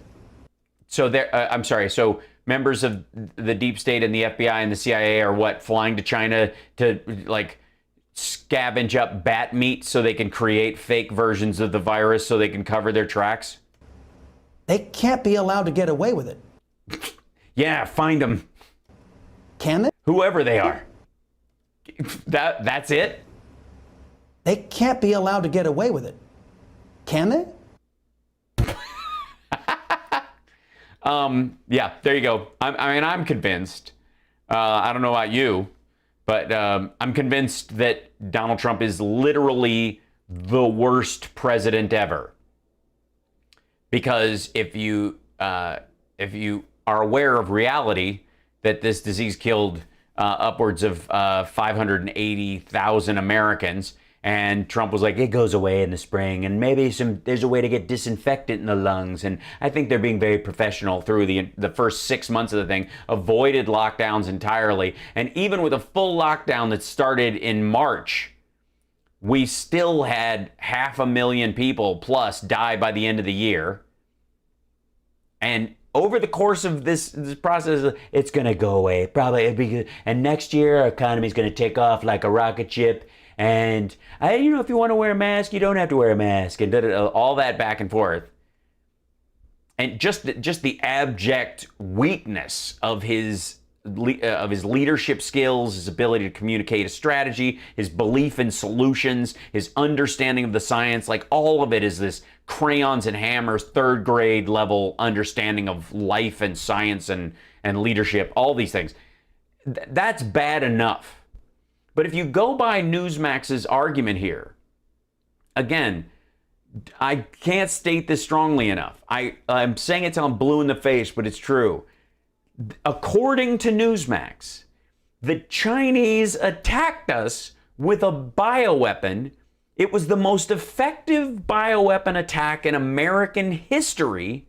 Trump signed a trade deal with the people that attacked us, ignored it, defended them, and then sold them the 65% of our food stores while huge food lines were appearing all over the country. This is Newsmax's argument. This is why Newsmax thinks Donald Trump is the pro-America, the America first leader that they've been begging Jesus to send their whole lives. Because apparently America first to them is if we're attacked by a foreign entity with a bioweapon, you let it slide for 10 months. This is amazing. I don't know how they live with this stuff. Okay, we got to end on something. I'm going to end on this because that first call was amazing. Diamond and Silk break down the white mob. I think it's finally like I feel seen, and I'm very excited to hear what Diamond and Silk think about me and whether or not they I hope they remind me to go to ChatDit. Hey y'all, welcome to Diamond and Silk Crystal Clear. Hi. Your host Diamond and Silk. Oh yes, you are. And Silk, oh Silk. Diamond on Diamond. Okay, so a lot of stuff. I don't know what that. We don't know what that. They've got the O apostrophe like they're Lawrence O'Donnell. Has jumped off this week. Yeah. Lawrence O'Donnell. And I just please, Rachel and Lawrence start saying like Rachel O'Maddow, Lawrence O'Donnell. Start to show off by saying more political hustle and race baiting is going on. Yes, it is. So now you have Jim Crow Joe. He's still on his mission of stoking the flames of racism and division in our country. Yeah. That's right. By going there and listening to people's history and their experience and hearing them and going, what parts can we answer to? What parts is it just you turn a positive ear to? What the acceptance of someone else's lived experience is a horrifying thing and will burn our country. Yes, he is. He is. Yes, he is. So it's so true. So desperate to keep. Oh, he's so desperate to actually give a shit. Black people up under his thumb. He went back. Up under his thumb? Okay. 100 years to the Tulsa, Oklahoma massacre. Yes, he sure did. And started talking about that. Well, you know what? Let me tell you why he did. Yeah, tell me why he did. Because he's the president and it was a major racial issue that was coming up and it needed attention, and he went there and listened to people and spoke to their needs and tried to find a solution. This is what I call the 52 fake out. Why you call it the 52 fake out? 52 fake out. Yeah, why do you call it that? They don't have no solution. But what they have is a narrative. Okay, there's no solution to the Tulsa massacre. It's a okay. And they like to stroke what? Racism and division. That's what they do. Okay. So the Democrats, what they're desperately trying to do is erase their history. Oh. I see. They're trying to erase their history by listening to history? You what now? Okay. Oh, all right. Understand. So I'm sorry.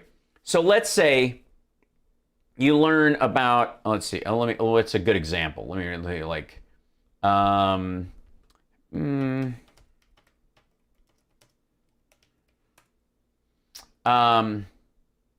let's say that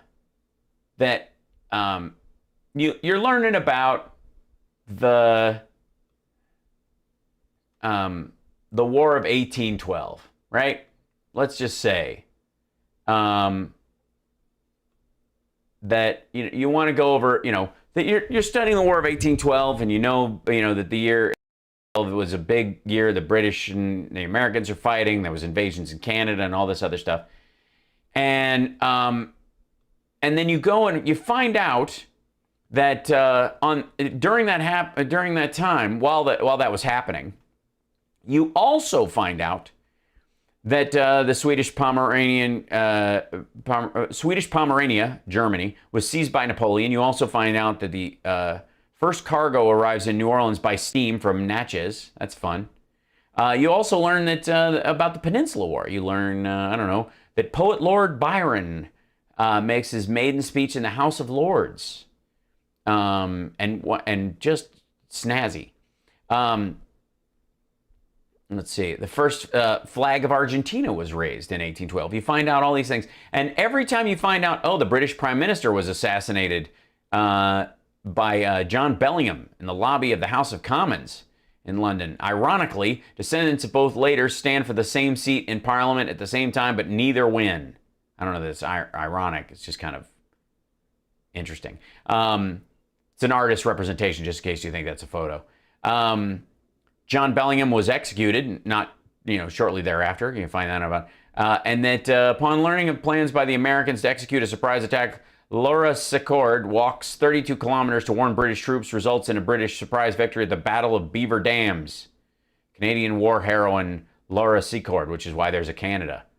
Tecumseh, of course, his Native American force ambushes Thomas Van Horn's 200 Americans at Brownsville Creek, causing them to flee and retreat. Of course, he was siding with the British, and that didn't work out too well later on. But you find out all this stuff that happened, alongside the Great Fire at Moscow. What would happen if every time you learned, you're trying to study the War of 1812, and if you learned about the Great Fire of Moscow, it erased the War of 1812.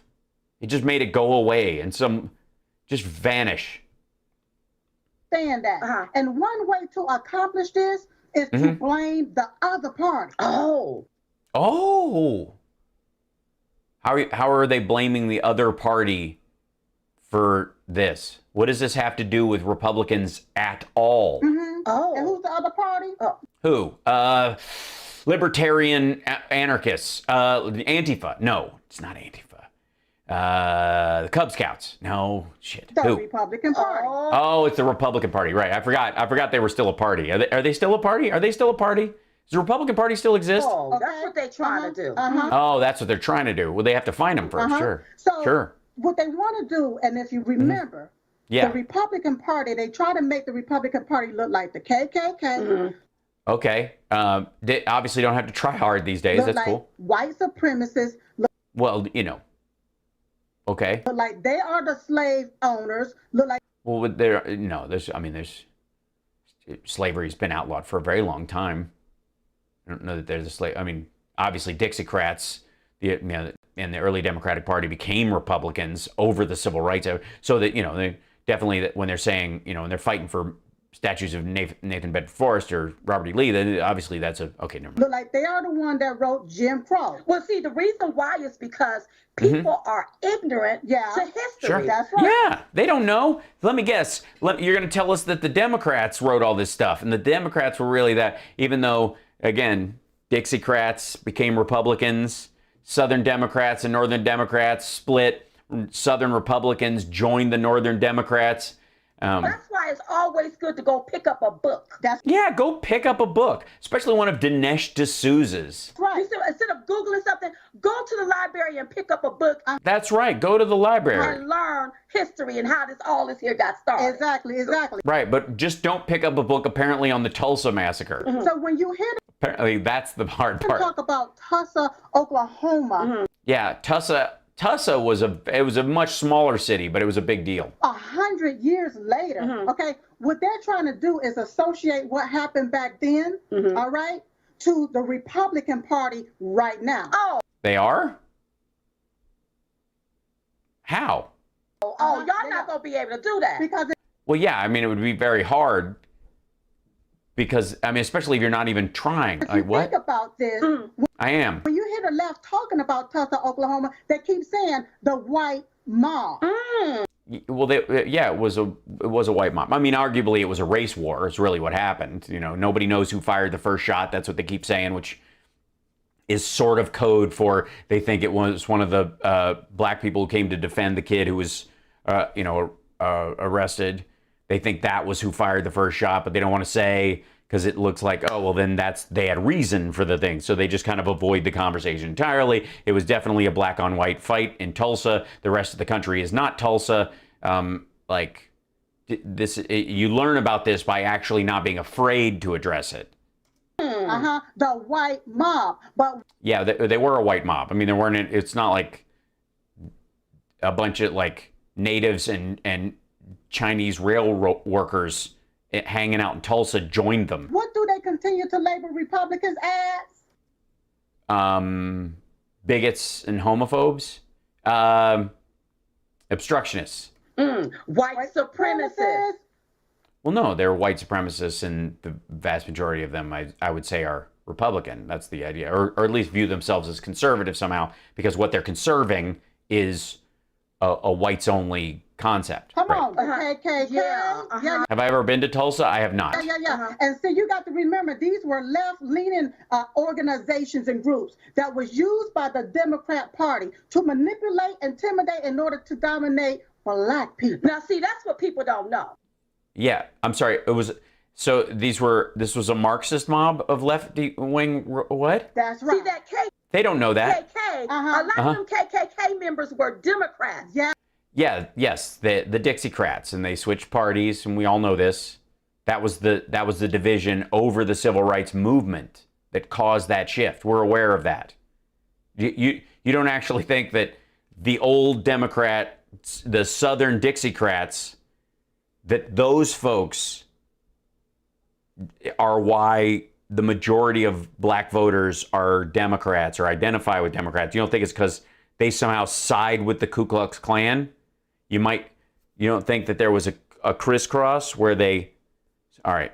Yeah. A lot of those KKK members sat up in Congress and made decisions for our country. That's right. Those were Democrats, you all. That's what Yeah, and when did that stop? they're not telling you. This white mob, what they're trying to do is brand all white people and make it look like they the one created this here. They created it. No. This wasn't all white people. These were these left-leaning liberals. That's right. Yes, a liberal white mob of gun-toting people in Tulsa 100 years ago. KKK members that did. Liberal KKK members are the worst. They don't wear, they wear like IKEA like t-shirt sheets and stuff, and it's all. That's right. So what I call this is the bait and switch. Sure, that's a good name for it. Because they want to bait you up to make you think one thing, and then they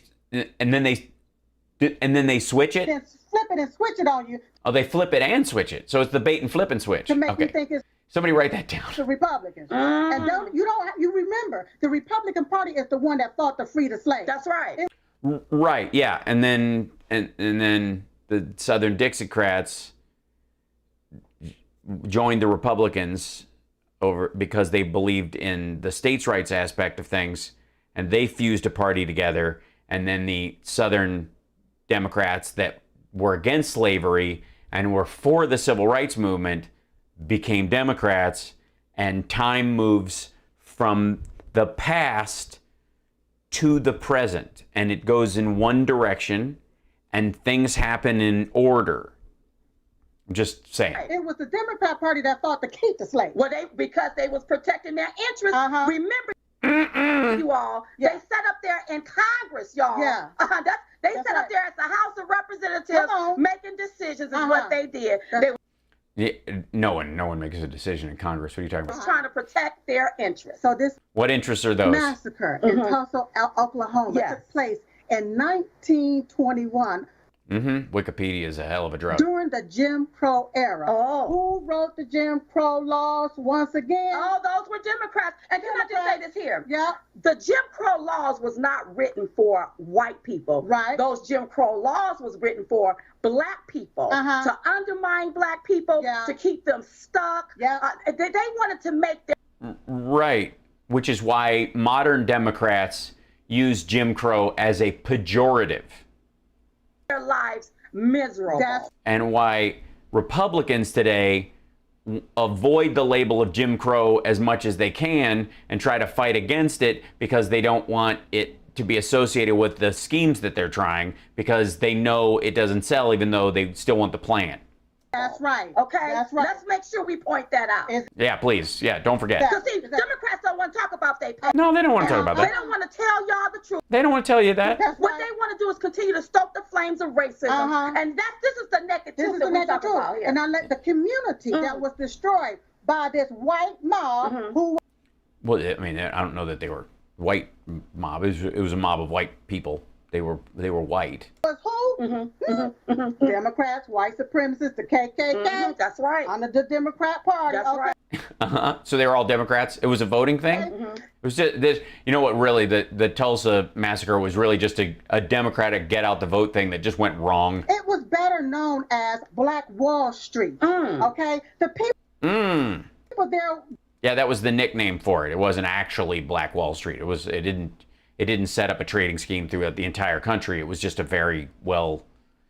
was a flourishing community. They built their wealth. They were successful. They were hardworking. Right. And it reminds. And that's why Biden went there, was because that's a shame that it was destroyed, and that we would like to encourage there to be a resurgence in situations, and people who had the rug pulled out from under them maybe there's a way to help make some of that right. And so he went there to see if there's a possibility. I mean, obviously, it was for a member of the Ku Klux Klan. Reminds me of the Summer of Love last year. Well, wait. That was not the Summer of Love last year. That was the summer of chaos and confusion. That's right. Yes, well, certainly. But, I mean, look at who was Let president. me just say this here. Please. You know, Biden has been in government for 48 years. 48. He was Yeah, but he's only been president for 4 months. vice president up under a black president. Right. Yeah, and it's amazing that they were both Democrats, considering the history of the Democrats, according to you. It's amazing that 100 years after the Tulsa riot, that was a completely out of control Democrat mob, that the first black president has a vice president who's white, and they worked together very well as Democrats. It's almost as if you're talking out of your ass. And now he finds it appropriate to talk about something that happened 100 years, but want to ignore what happened in the summer of 22. Well, yeah, but that wasn't a strategic undermining of an entire community historically that cut against people's ability to get money and make a living going forward. You can remedy that now. You do realize the FBI is looking for the people who are throwing firebombs and shit. They're actually in the process. No one went and looked for these folks. There's dead bodies in Tulsa supposedly that are buried in a mass grave, and nobody even looked. They're trying to find them now. 100 years has passed. Last year, 2020. Yeah. And guess what? It was not the summer of love. It was the summer of chaos. Well, I don't know. Some of us were stuck at home, and just want to nuzzle. And confusion. Racism. That's what it was. So don't it look like all of this here is familiar? You can't pick and choose what you want to talk about. Sure you can. Yeah, well, when we talk about history and history we're trying to remedy, that's different from things happening in the present that we're currently already dealing with. What happened in 2020 is about the same thing that happened 100 years ago. Okay, so basically, the chop is the same as the Tulsa massacre. That's what we gonna do about 2020? Wait 100 years before we talk about it. Well, no. I mean, obviously, we had an election and we got rid of the dude who was president when it happened. Now, according to Jim Crow, Joe, and I'm going to tell it the way he told it. What did he say, He said a young black male teenager was accused of attacking a white female teenager. Right. That's the story. And this isn't Joe Biden telling the story. And he was thrown in jail. Then came a white mob of about 1,000 people. They began to form outside of the jail. Don't that sound familiar? Yes, it does. No, it doesn't. Because look at Antifa and Black Lives Matter. Anytime. Yeah, I will say that that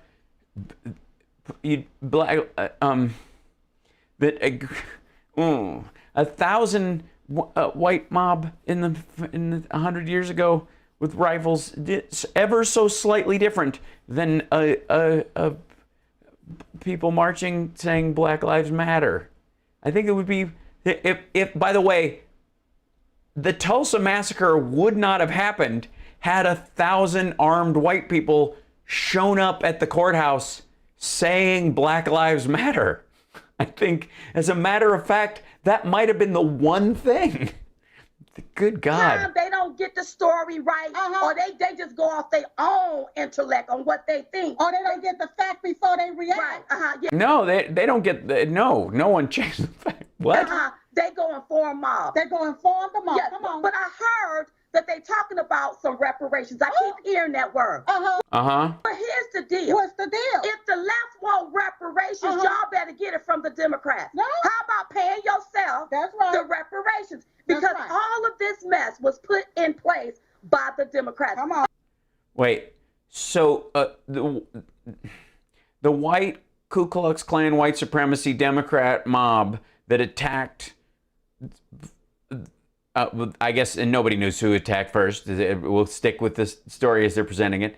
Who went down to the courthouse deserves reparations. Huh? Come on. Oh, and let's not forget about the vice president, because it is being alleged that her family owns slaves. How about she cut y'all a check? That's right. Her family owned slaves, so how about she cut you a check? I'm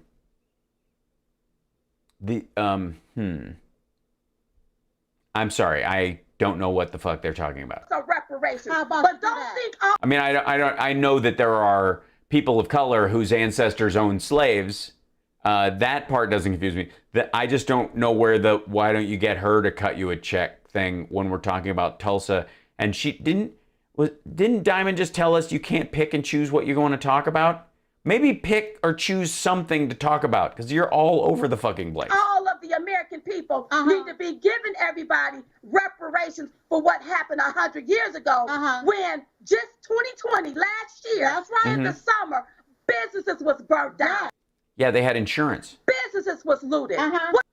Yeah, but they weren't by an entire mob of people that made up half the town. How about those businesses? That's right. Well, they're insured, and then people got loans, and there's city rebuilding projects. There's federal funds that go through state and local entities that people who are affected by the protests can actually file for, repair loans and that kind of stuff. That exists. We have that. That I know it's too boring to cover. What about those black businesses? Yeah, they need help rebuilding them. And I don't even want to hear it. And then when you talk about the Black Lives Matter and Antifa, there are two left-leaning liberal organizations, just like basically the Ku Klux Klan. Like the KKK. Right. Oh my God, I was joking. And the white supremacists was back then. That's what's happening right now. Yeah, basically Antifa is the Klan. That's all we need to know. And finally the mask is being pulled off. Same script, different cast. Now let me continue on real quick. Same script, different cast. Well, the show's different then. Now Biden, he continued to tell the story about how 75 armed black men, including black veterans with guns from the Greenwood community, came out to stand guard to prevent this black boy from being lynched. Okay. So, well, is it? I'm concerned that the two of you don't think that's okay. Words was exchanged. Some gunshots was shot. We don't know who shot the first shot. Right. That's the story, which means people are very concerned when they talk about this that the black men who showed up fired first, and they think that if they were the first ones to fire a shot, then that justified the people firing back, not the fact that it was like 80 guys and there was 1,000 people there and they were going to get killed, and so somebody shot to defend somebody else. Like anybody gives a shit. Like, just tell us the history of it. It doesn't justify the burning down of Greenwood. But 10 white people died and 2 black people died. Now, according to historian and author Kara Anderson, and this is how she tells it, the white mob was infuriated and angry that black people had the audacity to defend themselves. The white mob were upset that blacks used their Second Amendment to protect themselves and demand justice. It kind of seems really, really familiar. How I look at the Democrat Party, they do not like Diamond and Silk. Why? Because we have the audacity to think for ourselves, to think outside of the black box.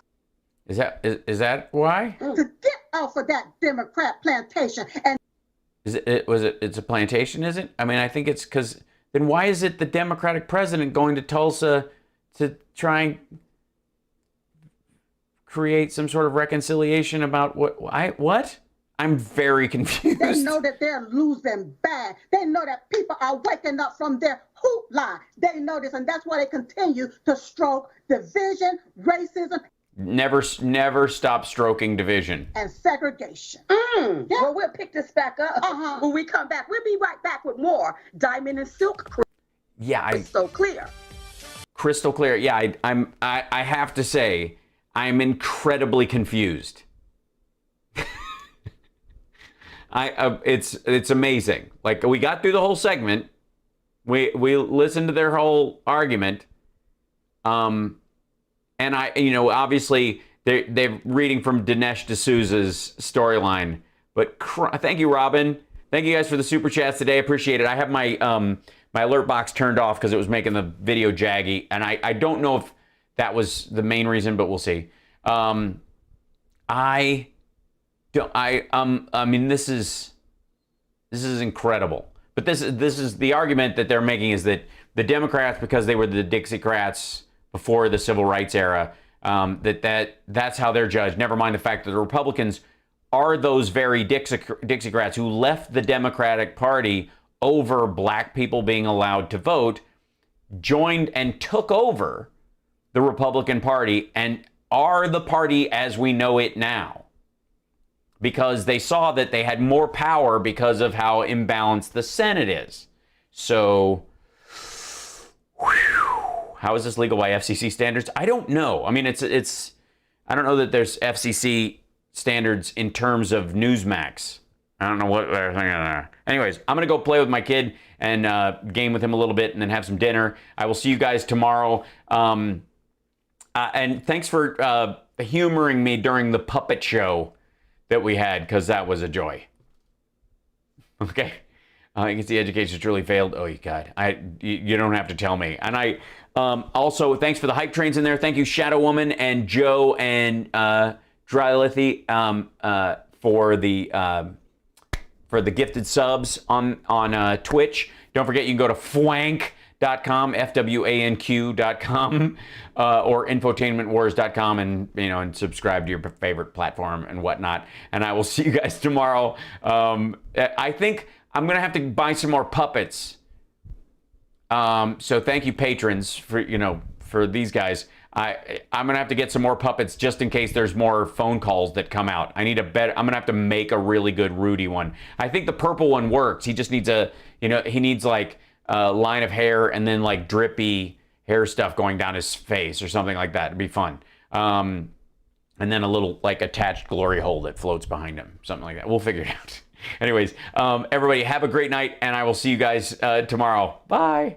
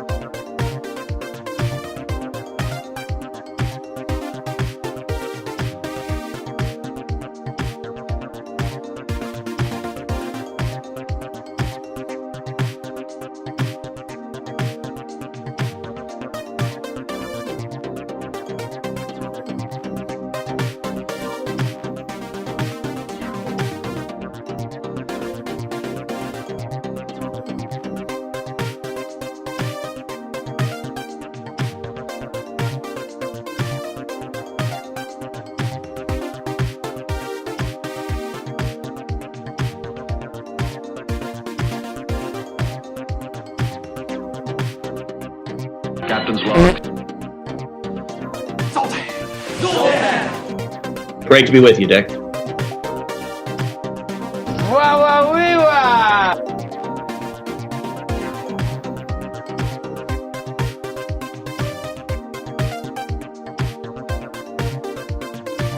Just the facts, ma'am.